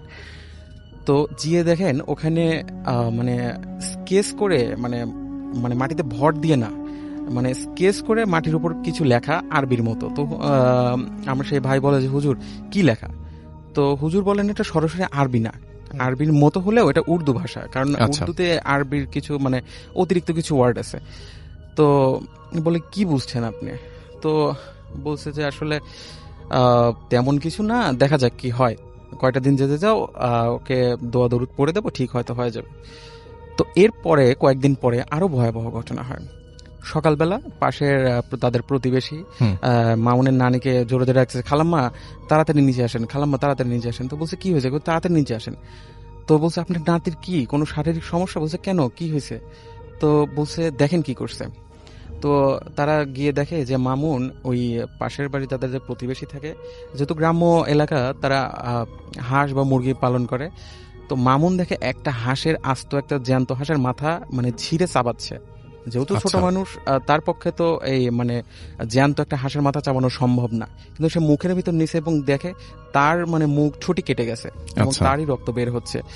যেহেতু তার পক্ষে এই জ্যান্ত একটা হাঁসের মাথা চাবানো সম্ভব না, তো কান্নাকাটি শুরু করে দেয় মামুনের নানি। মামুনের নানা আসার পরে বলে যে দ্রুত কিছু করেন, আমার নাতির মানে দিন দিন তো অবস্থা খারাপ হচ্ছে। আর একটা কথা বলে রাখা ভালো, মামুন এর মধ্যে কোনোভাবেই খাওয়া দাওয়া করছে না, মানে তাকে যদি খাওয়াতেও হয় জোর করে খাওয়াচ্ছে, কিন্তু তার নজর ওই খাবারের উচ্ছিষ্ট অংশের দিকে, মানে যত ময়লা জিনিস আছে সেগুলো সে খাবে। তো এরকম হওয়ার পরে মামুনের নানা আসার পরে সে ভাইকে নিয়ে বলছে যে আচ্ছা আজকে এশার নামাজের পরে দেখি হুজুরের কাছে নিয়ে যাই, ওকে নিয়ে যাই, দেখি কি হয়। তো এর মধ্যে বলে রাখা ভালো, মামুন সেই মানে যখন তাকে রাত্রে বাগান থেকে উদ্ধার করা হলো, তারপর থেকে তার পায়ের সমস্যা বলতে তার একটা গোড়ালে হালকা বাঁকা হয়ে গেছে এবং সে পা সোজা করতে পারছে না। সবাই ভাবছে হয়তো রাত্রে হয়তো দৌড় দিছে, হয়তো পায়ে কোনো ব্যথাও পেতে পারে। তো রাত্রে হুজুরের কাছে যাওয়া হয় এশার নামাজের পরে। হুজুর বলেন যে আমরা তো এমনি তো জানা সম্ভব না ওর সাথে কি হয়েছে, তো এটা জিনদের মাধ্যমে জানতে হবে, যেহেতু এটা আমাদের জানার বাইরে কি হয়েছে। তো বলছে আপনার নাতির অর্থাৎ মামুনের তো শরীরের কন্ডিশন ভালো না, ওর গায়ে জিন হাজির করা সম্ভব না, এমনিতে ছোট মানুষ। তো পাশে মাদ্রাসা ছিল, মাদ্রাসা থেকে একটা ছেলেকে নিয়ে আসা হয়, তার গায়ে মূলত মানে তাদের মতো একটা জিন হাজির করবে। তো এশার নামাজের পরে খেয়ে দিয়ে তাদের যথারীতি রিচুয়াল অনুযায়ী সেই ছেলের গায়ে জিন আসে। তো জিন এসে সালাম দিয়ে বলে হুজুর আমাকে এখন ডাকলেন কেন? তো বলছে কেন, তোমার কি কোনো সমস্যা? তখন বলছে না আমাদের এখানে তো নামাজের সময়। তো বলছে কি বলো, নামাজ তো হয়ে গেছে 1 ঘন্টা আগে। তো বলছে না আমরা এখন মাগরিব পড়বো, আমি এখন আপনি ডাকছেন, আমি কায়রো থেকে আসছি। তখন বলছে যে আচ্ছা এই যে বাচ্চাটাকে দেখছো, এই বাচ্চার কি সমস্যা দেখো। তো বলছে হুজুর আমি তো জানি না, আমাকে একটু সময় দেন।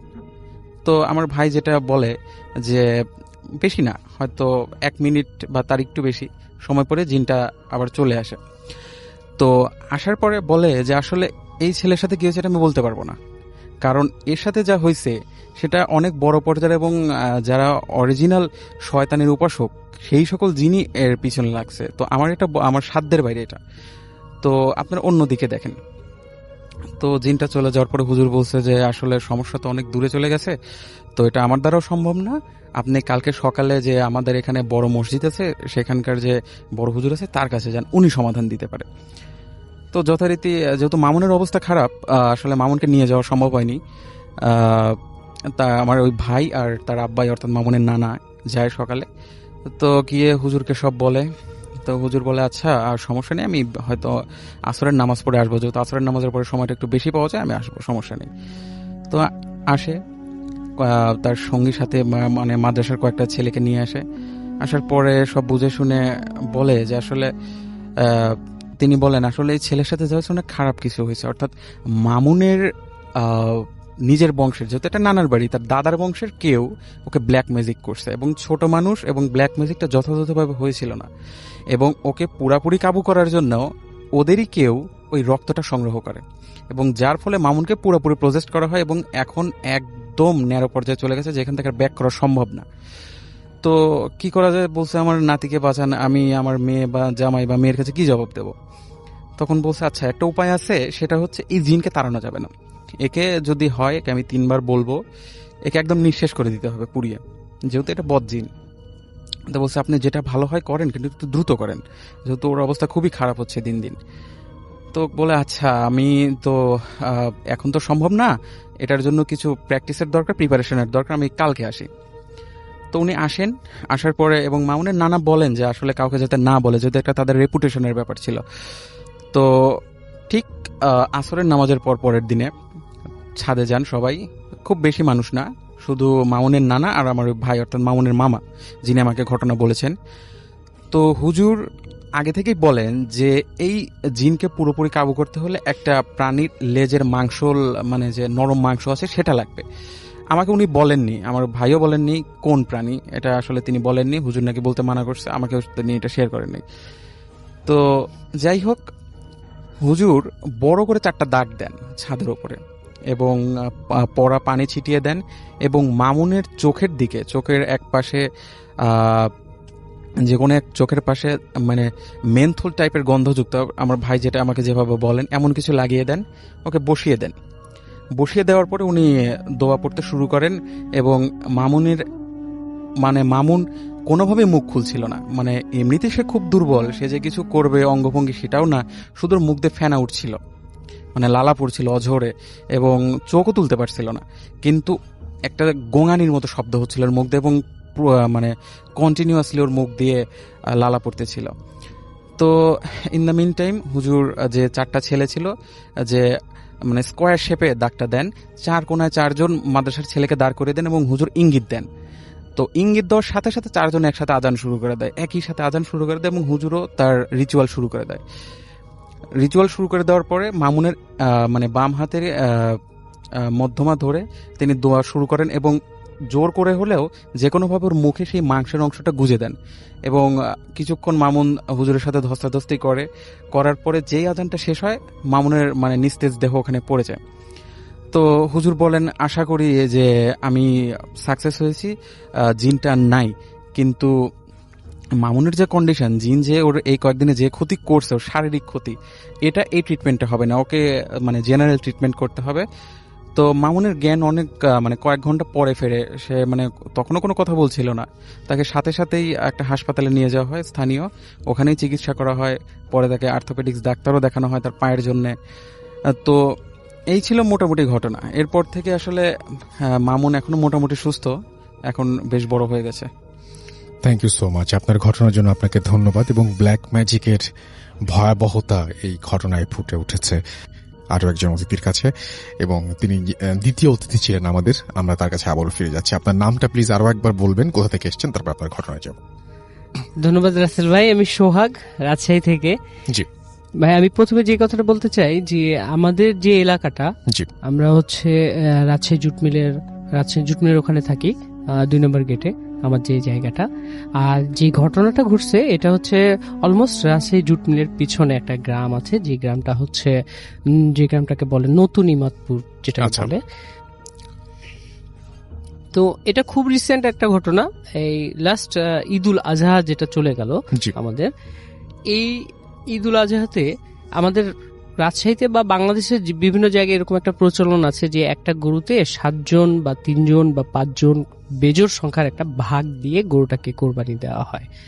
তো এরকমই একটা ঘটনা ঘটছে যে ওই গ্রাম থেকে 7 জন লোক ঈদুল আজহার জন্য গরু কিনতে যাবে। আমাদের ওখানে যে হাই স্কুল মাঠ আছে, মাসকাটের দিকে স্কুল মাঠ, এটা অনেক বড় একটা মাঠ। আর এই মাঠে প্রত্যেক বছর ইয়ারলি যে গরু ছাগলের যে হাটটা বসে, এখানে অনেক বড় একটা হাট বসে। আচ্ছা, দেন আমরা কাটাখালী বাজারের পাশেই হাটের মাঠটা, স্কুল মাঠটা।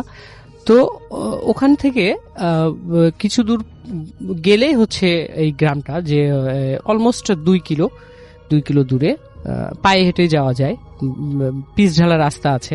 আর আদর্শ কলেজের পাশ দিয়ে যেতে হয় এই জায়গাটা। তো ওই 7 জন ভাগী যারা ছিলেন তারা অলমোস্ট একটা সুন্দর দেখে একটা গরু কিনেছিলেন। কিন্তু 7 জন ভাগীর মধ্যে একজনের সাথে তার ছোট্ট একটা 4 থেকে 5 বছর বয়সী একটা বাচ্চা ছিল। আচ্ছা, উনার সাথে গেছিল, গরু কিনবে, বাবা গরু কিনবে, আমিও দেখতে যাব এই ভেবে হচ্ছে ওই ছেলেটাকে নিয়ে আসে উনি। তো অ্যাজ ইউজুয়াল উনি হচ্ছে গরু কিনে, ওনারা সবাই মিলে গরু একটা সুন্দর দেখে একটা গরু কিনে নিয়ে আসার পরে যখন তারা আস্তে আস্তে অলমোস্ট 1 কিলো রাস্তা পার হয়ে গেছে, যখন আদর্শ কলেজের যে জায়গাটা ক্রস করে, ওই জায়গাটা কিন্তু অনেকটা ফাঁকা শুনশান জায়গা। এক পাশে হচ্ছে ক্যানেল আছে, আর এক পাশে হচ্ছে কুসুর মানে আখক্ষেত যেটাকে আমরা বলি। তো এই আখক্ষেতের পাশ দিয়ে রাস্তাটা।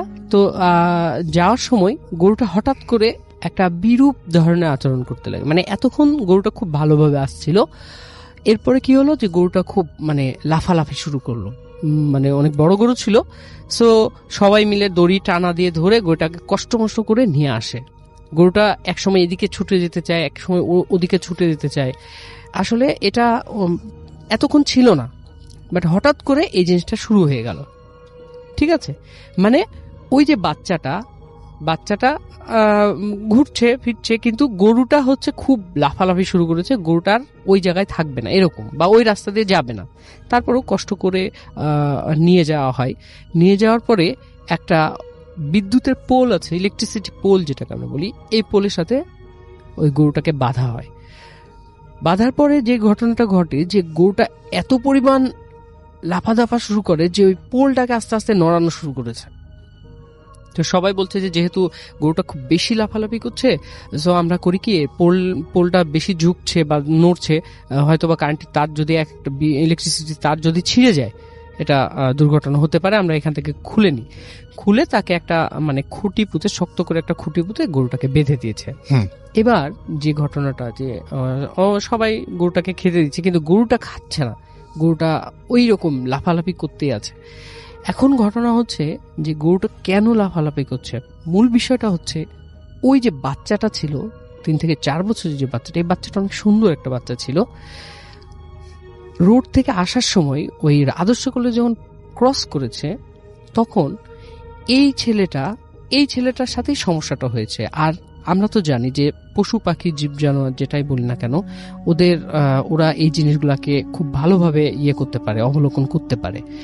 সো ওই বাচ্চাটাকে যখনই দেখছে গরুটা, তখনই লাফালাফি শুরু করছে। তো এইভাবে হতে হতে একটা সময় প্রায় সন্ধ্যার আগে হয়ে যায়। তখন উনার মা উনাকে ওই বাচ্চাটাকে নেওয়ার জন্য চলে এসছে। বাচ্চাটা সরছে না, বাচ্চাটাকে বলছে যে তুমি গরুর কাছ থেকে সরে যাও। বাচ্চাটা শুধু ওই গরুর কাছেই চলে যাচ্ছে, আর গরুটা এটা দেখে খুব লাফাচ্ছে। এবারে কি হচ্ছে যে ওর মা যখন বাচ্চাটাকে জোর করে নিয়ে আসছে, তখন দেখছে ওর জামা কাপড়গুলো ছেঁড়া, মানে ছেঁড়া বলতে কি খোলা খুলে আছে। আচ্ছা, তখন ওর মা ওকে ফ্রেশ করার জন্য, মানে হাত মুখ ধুয়ে ঘরে নেওয়ার জন্য যখন জামা কাপড়গুলো খুলেছে, তখন দেখছে পুরো গায়ে হচ্ছে কালো কালো দাগ, যে বাচ্চাটার গায়ে কখনোই কোনো দাগ থাকার কথা না। সুন্দর একটা বাচ্চা, ফর্সা একটা ছেলে, কিন্তু ওর গোটা গায়ে কালো কালো দাগ। এখন ওর মা এটা নিয়ে খুব চিন্তিত হয়ে পড়ে, যে ফুলে গেছে, লাল লাল ফুলেছে, কালো হয়ে গেছে, এরকম কিছুটা নতুন হচ্ছে, কিছুটা পুরনো হয়ে গেছে, এরকম দাগ। সো তখন ওর মা বলছে কি যে তাহলে ডাক্তারের কাছে নিয়ে যাই। আমাদের কাটাখালিতে 2-3 জন ডাক্তার আছে, নামকরা ডাক্তার আছে, তো সেরকমই একজনের কাছে নিয়ে গেছেন। তো উনি ওই যে অ্যালার্জি ভেবে উনাকে ওই বাচ্চাটাকে কিছু ওষুধ দিয়েছে। ওষুধ দেওয়ার পরে খাওয়ানোর পরে এদিকে আর কিছুদিন মধ্যে ঈদ আছে সামনে, তো খাওয়ানোর পর আরো বেশি হয়ে গেছে। বেশি হওয়ার পরে ওনারা আবার আরেক ডাক্তারের কাছে, আমাদের কাটাখালী বাজারে আরেক ডাক্তারের কাছে নিয়ে গেছেন। উনাকে চর্ম বিশেষজ্ঞ বলা হয়, চর্ম শিশু বিশেষজ্ঞ, উনার কাছে নিয়ে গেছে। উনিও দেখে অ্যাজ ইউজুয়াল কোনো না কোনো মেডিসিন দিয়েছেন, হ্যাঁ, মানে প্রাইমারি ট্রিটমেন্ট হিসেবে মেডিসিন দিয়েছেন। দেওয়ার পরে এটা আরো খারাপের দিকে চলে যায় বাচ্চাটা। তখন কোনো কিছু আকপিচ না ভেবে উনার মা বলে কি যে আমার ছেলেটাকে একটু কোনো একটা হুজুর কাছে দেখাই। তো এইভাবে করতে করতে তিনি তাদেরই গ্রামে, ওই ইমাদপুর নতুনপাড়া গ্রামে একজন ফিমেল কবিরাজের কাছে নিয়ে যান। আচ্ছা, বাচ্চাটাকে, কবিরাজের নাম আমি বলছি না, একজন ফিমেল, উনি একজন। তো ওনার কাছে নিয়ে যাওয়ার সাথে সাথে, ঘরে ঢুকানোর সাথে সাথে উনি বলছেন যে আপনারা কি করেছেন, এই বাচ্চাটা যদি আর 2 দিন থাকে বাচ্চাটা তো মারা যাবে। তখন বলছে কেন, বাচ্চার কি হয়েছে? তখন বলছে যে আমি বাচ্চার কি হয়েছে এটা পরে বলবো, আপনারা আগে আমাকে 7 ধরনের শুকনা খড়ি নিয়ে আসবেন। আই মিন 7 ধরনের বলতে 7টা খড়ি 7টা গাছের, যেমন আম গাছ হতে পারে, জাম গাছ হতে পারে, কাঁঠাল গাছ হতে পারে, এগুলো না খড়ি হয়, মানে খড়ি বলতে লাকড়ি যেটাকে পুড়াই আমরা, এই লাকড়ি কিন্তু 7 ধরনের হতে হবে। এই 7 ধরনের শুকনা লাকড়ি আমার কাছে নিয়ে আসেন। তো নিয়ে আসার পরে উনি বলছে কি যে এই শুকনা লাকড়িগুলো আমি পড়ে দিচ্ছি, এই লাকড়িগুলা 3 রাস্তার মাঝখানে, 3 রাস্তার মাথা যেখানে 3টা রাস্তা একসাথে, ওই জায়গায় নিয়ে যে ছেলেটাকে বসায়, ছেলেটার সামনে এই লাকড়িগুলা পুড়াই ফেলবেন। আর সাথে কিছু মানে প্রিয়জন যারা, মানে আত্মীয় স্বজন যারা ওই বাচ্চাকে যারা খুব ভালোবাসেন বা বাচ্চার যাদেরকে খুব ভালোবাসে তারা থাকবেন। ঠিক আছে। দেন ওই বাচ্চাকে নিয়ে ওর মা, ওর বাবা আর যে কজন আছে ওদের পরিচিত ওখানে গেছে।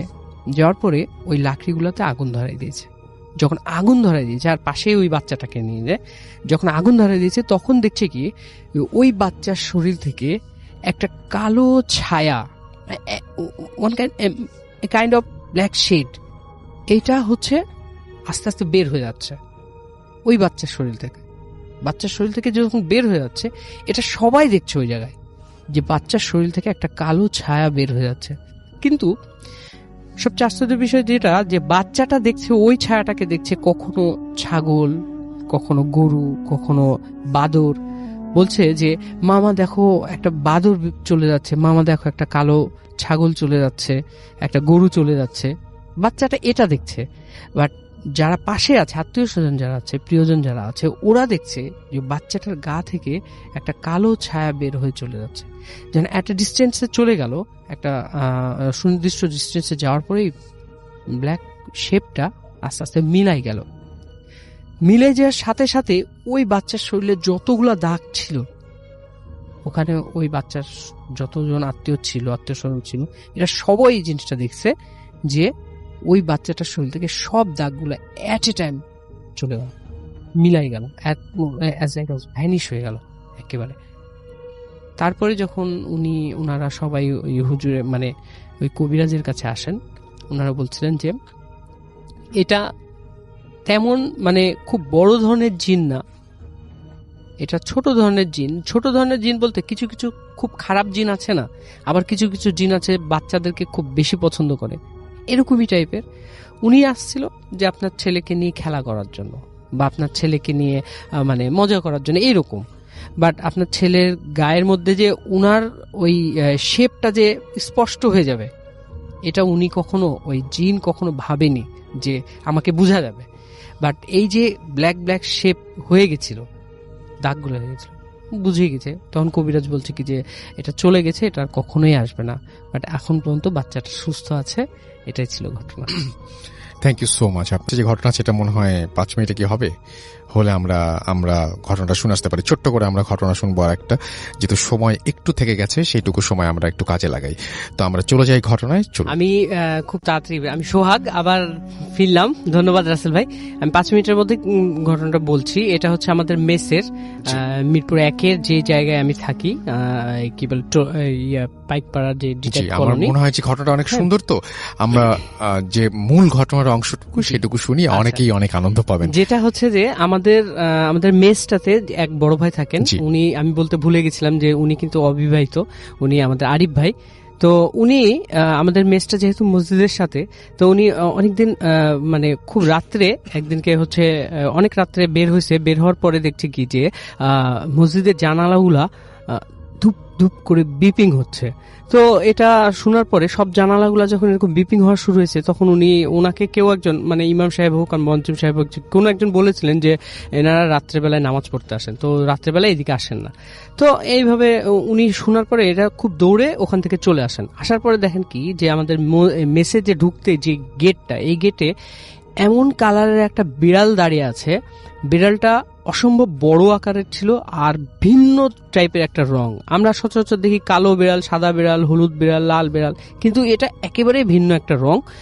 বাস ওটা দেখে উনি খুব তাড়াতাড়ি ওখান থেকে চলে আসেন। আসার পরে, এটা খুব রিসেন্ট একটা ঘটনা, আর ওই ঘটনার পরে বিড়ালটা দেখার পরে উনি চলে আসেন ঘরের মধ্যে। আসার সময় আমাদের যে রান্নাঘর, মেসের যে রান্নাঘর, এই রান্নাঘরে একটাই গেট, এই রান্নাঘরে অন্য পাশ থেকে ঢোকার কোনো ওয়ে নাই। এই রান্নাঘরের মধ্যে মনে হচ্ছে কয়েকজন মিলে সব মানে ইয়েগুলা, মানে বাসন কোসনগুলো নড়াচড়া করলে যেরকম যেমন আওয়াজ হয়, এইরকম আওয়াজ শুরু করেছে, অ্যাজ লাইক ঝনমন ঝনমন ঝনমন এরকম আওয়াজ। তো ইনি এটা দেখে তাড়াতাড়ি করে চলে আসেন রুমের মধ্যে। জাস্ট এই মানে লাস্ট ইলেকশন ডেট, মানে 30 তারিখে উনি ভোটের কাজের জন্য উত্তরায় একটা ইয়ে পান, পোস্টে ওনাকে নিয়োগ দেওয়া হয়। তো কাজ শেষে 30 তারিখ রাত্রে উনি চলে আসেন।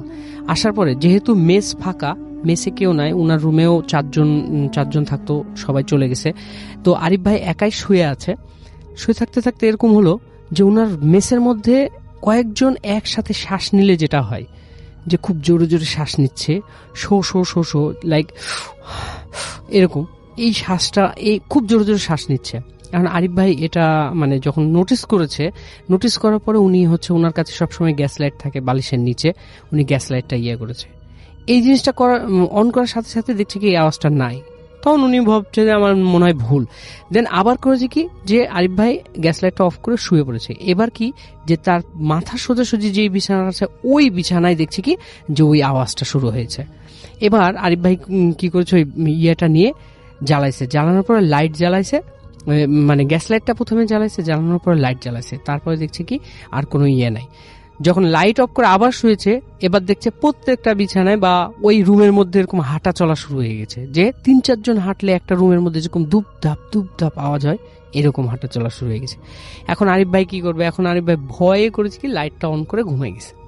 পরের দিন রাত্রে কি হয়েছে যে আরিফ ভাই আবার ঘুমিয়ে আছে। আরিফ ভাই সচরাচর ডান কাতে ঘুমায়, উনি প্রায় আমি দেখি দরজা খোলা থাকলে দেখা যায় যে ডান কাতে ঘুমিয়ে আছে।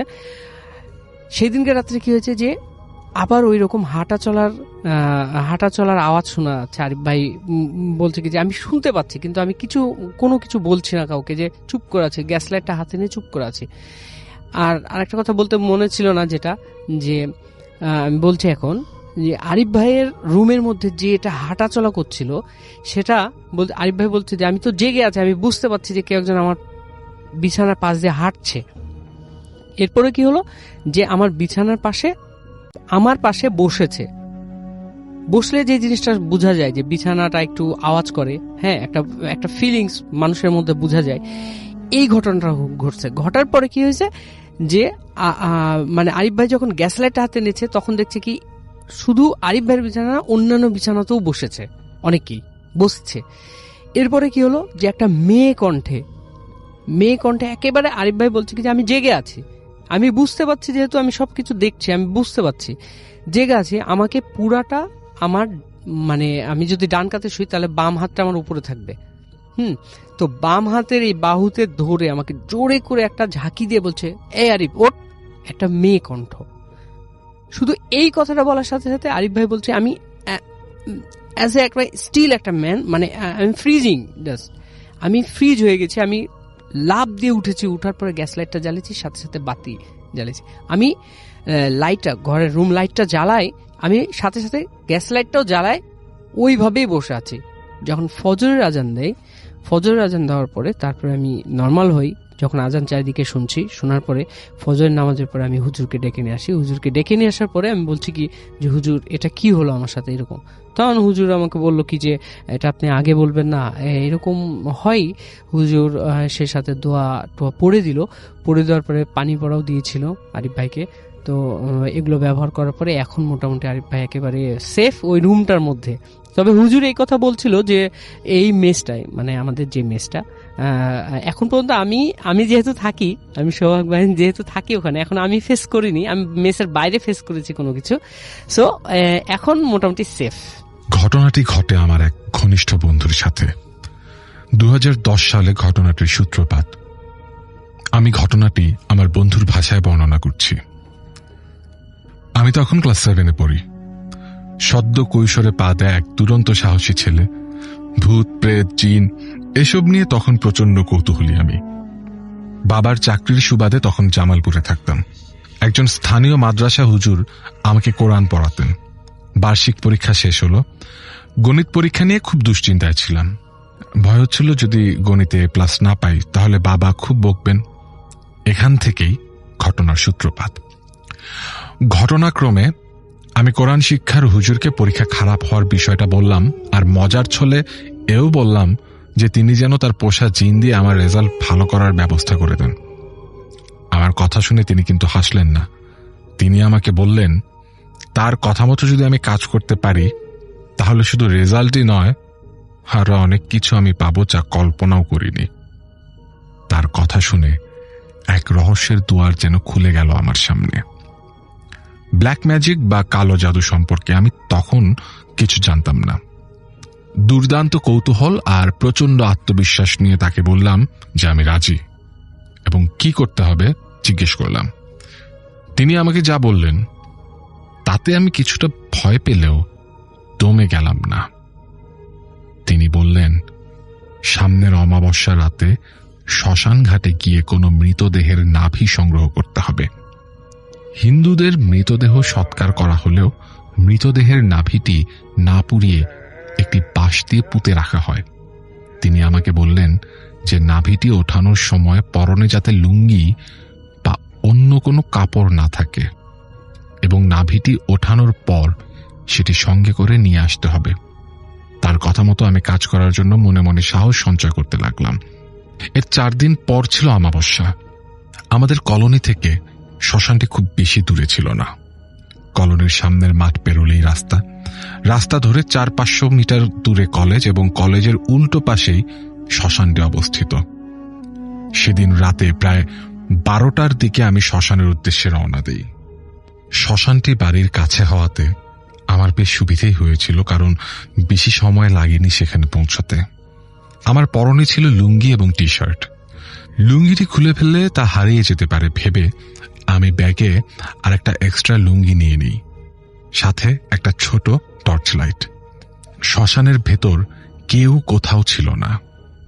সমস্ত কিছু ছিল নিস্তব্ধ নীরব, যেন সহস্র ছায়ামূর্তিময় অশরীরই আমার প্রতিটি গতিবিধি লক্ষ্য করছিল। আমি আশপাশটা টর্চের আলোয় দেখতে থাকি এবং নিজের অজান্তেই আমার শরীরে শিহরণ বয়ে যায়।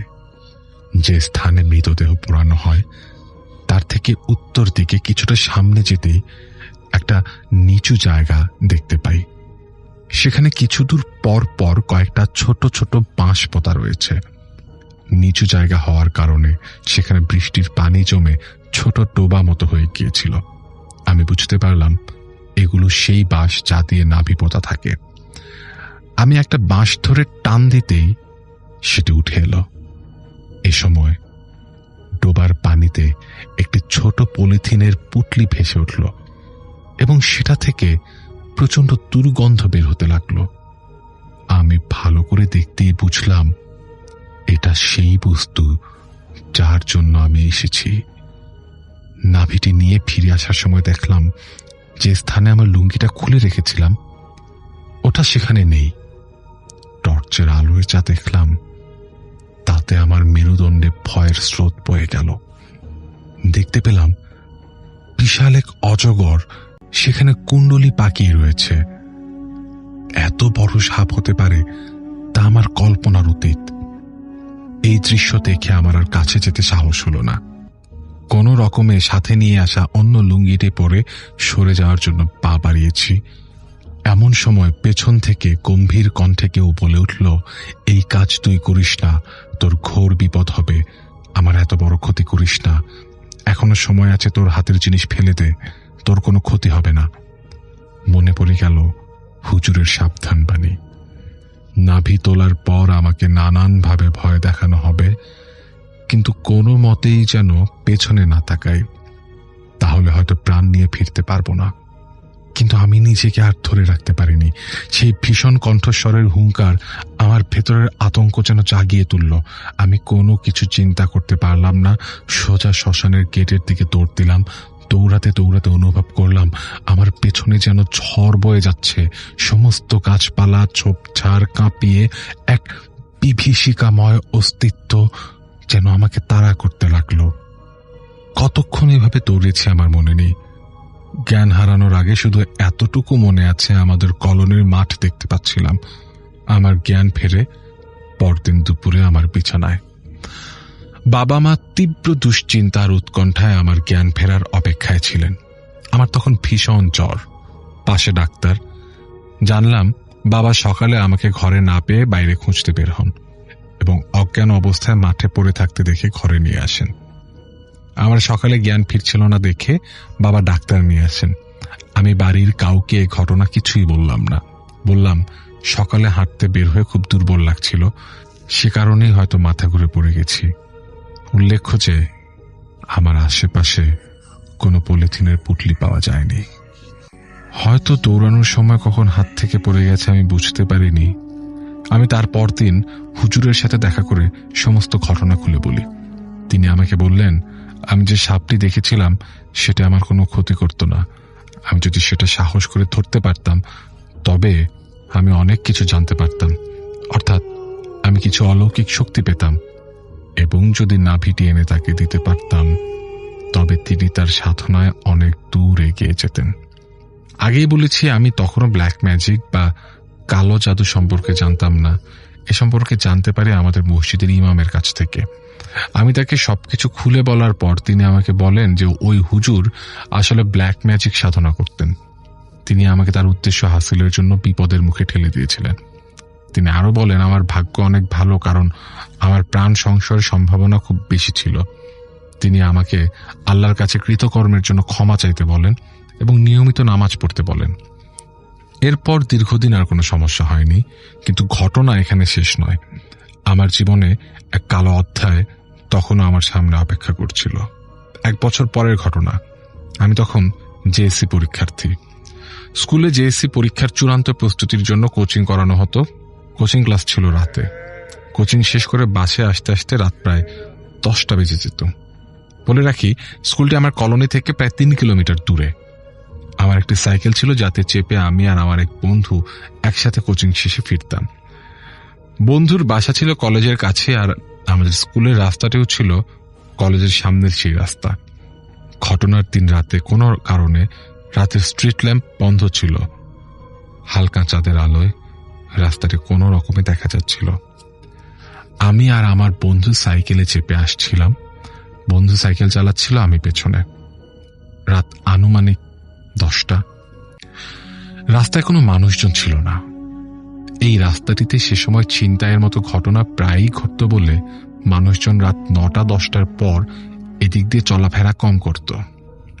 তবে রিক্সা এবং সিএনজি রাত 10টার পরও চলত, কিন্তু খুব কম। আমরা গল্প করতে করতে কলেজের কাছাকাছি এসে পড়েছি। হঠাৎ দূর থেকে একজন লোককে আসতে দেখলাম। চাঁদের ক্ষীণ আলোয় বুঝতে পারলাম লোকটি ধুতি বা ওই জাতীয় কিছু পরিহিত এবং গায়ে চাদর ছিল।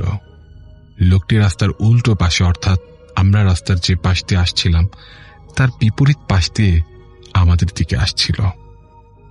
কিছুটা দূর থেকে লোকটি হাত উঁচু করে আমাদের থামতে ইশারা করল, কিন্তু আমরা সাইকেল না থামানোর সিদ্ধান্ত নিলাম, কারণ আমরা ভেবেছিলাম লোকটা ছিনতাইকারী হতে পারে। কাছাকাছি আসতে লোকটা আমাদের বলল, বাবা আমি খুব বিপদে পড়ছি, দয়া করে আমাকে একটু সাহায্য করো। এই কথা শুনে আমরা ভাবলাম হয়তো সে ছিনতাইকারী নয়, এবং সত্যি সে কোনো বিপদে পড়েছে। আমি আমার বন্ধুকে সাইকেল থামাতে বললাম।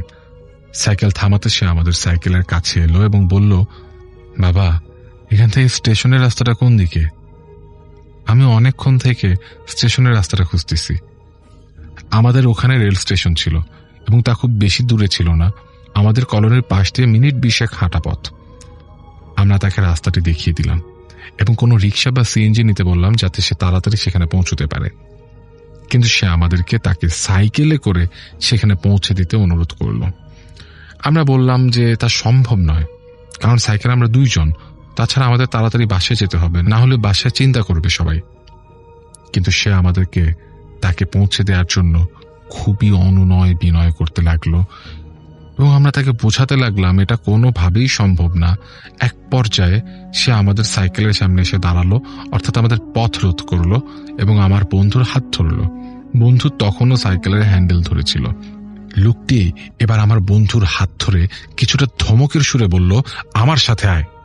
এই গম্ভীর কণ্ঠ শুনে আমি ভয় পেয়ে গেলাম, কারণ এই কণ্ঠস্বর আমার খুব পরিচিত লাগছিল। অন্যদিকে আমার বন্ধু ততক্ষণে সাইকেল থেকে নেমে দাঁড়িয়েছে।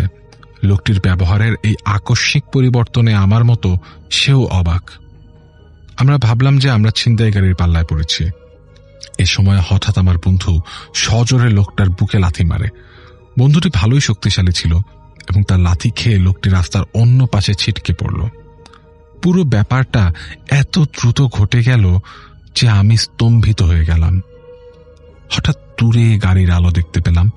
এ সময় আমি তাড়াতাড়ি আমার বন্ধুকে বললাম সাইকেলে চড়তে এবং সেখান থেকে বেরিয়ে যেতে। উত্তরে বন্ধু বলল, কিভাবে যাব? ব্যাটা তো আমার হাতই ছাড়ে না। আমি অবাক হয়ে বললাম, কি বলছিস? ও তো লাথি খেয়ে রাস্তার ওপাশে পড়ে আছে। বন্ধু বলল, কই, ও তো আমার হাত ধরে আছে। ঠিক এই সময় দূরের সিএনজির আলো আমাদের উপর পড়তেই আমি যা দেখি তা জীবদ্দশায় কখনো ভুলব না। আবছা আলোয় দেখতে পেলাম লোকটা রাস্তার ওপাশে দাঁড়িয়ে আছে, কিন্তু প্রকাণ্ড লম্বা এক হাত দিয়ে তখন আমার বন্ধুর হাত ধরে আছে। হাতটির দৈর্ঘ্য প্রায় 10 ফুট হবে। এই দৃশ্য দেখার পর বন্ধু একদম শক্ত হয়ে গেল। সে কোনো নড়াচড়া করতে পারছিল না। তার দাঁতে দাঁত লেগে যাওয়ার উপক্রম হলো। প্রাথমিক ধাক্কা সামলে আমি বন্ধুর হুঁশ ফেরানোর চেষ্টা করতে লাগলাম। তাকে ধরে ঝাঁকাতে লাগলাম, ধাক্কা দিলাম। সবচেয়ে আশ্চর্যের ব্যাপার হলো ওই সময় ওই লোকটি শুধু দাঁড়িয়ে জ্বলন্ত দৃষ্টিতে আমার দিকে তাকিয়েছিল। প্রচন্ড ঝাঁকুনিতে ওই লোকটির হাত বন্ধুর হাত থেকে ছুটে গেল এবং ঠিক সেই মুহূর্তে তার হুঁশ ফিরল। হুঁশ ফেরার পর সে কোনো দিকে না তাকিয়ে পাগলের মতো বাড়ির দিকে দৌড় দিল।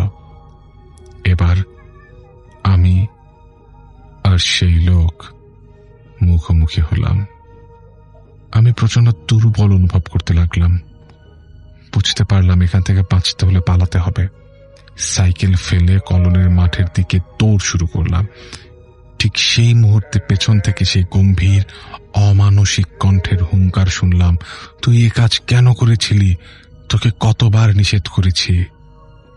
মাঠের ধারের রাস্তায় বাবা টর্চ হাতে আমাকে এগিয়ে নিতে এসেছিলেন। আমাকে এইভাবে আসতে দেখে কি হয়েছে জিজ্ঞেস করলেন। আমি তাকে সব ঘটনা খুলে বলি। আমাদের আরো একজন অতিথি আছেন, তার কাছে আমরা যাব এবং তার ঘটনা শুনবো। আপনার নামটা প্লিজ একটু বলবেন, তারপর আপনার ঘটনায় যাব আমরা।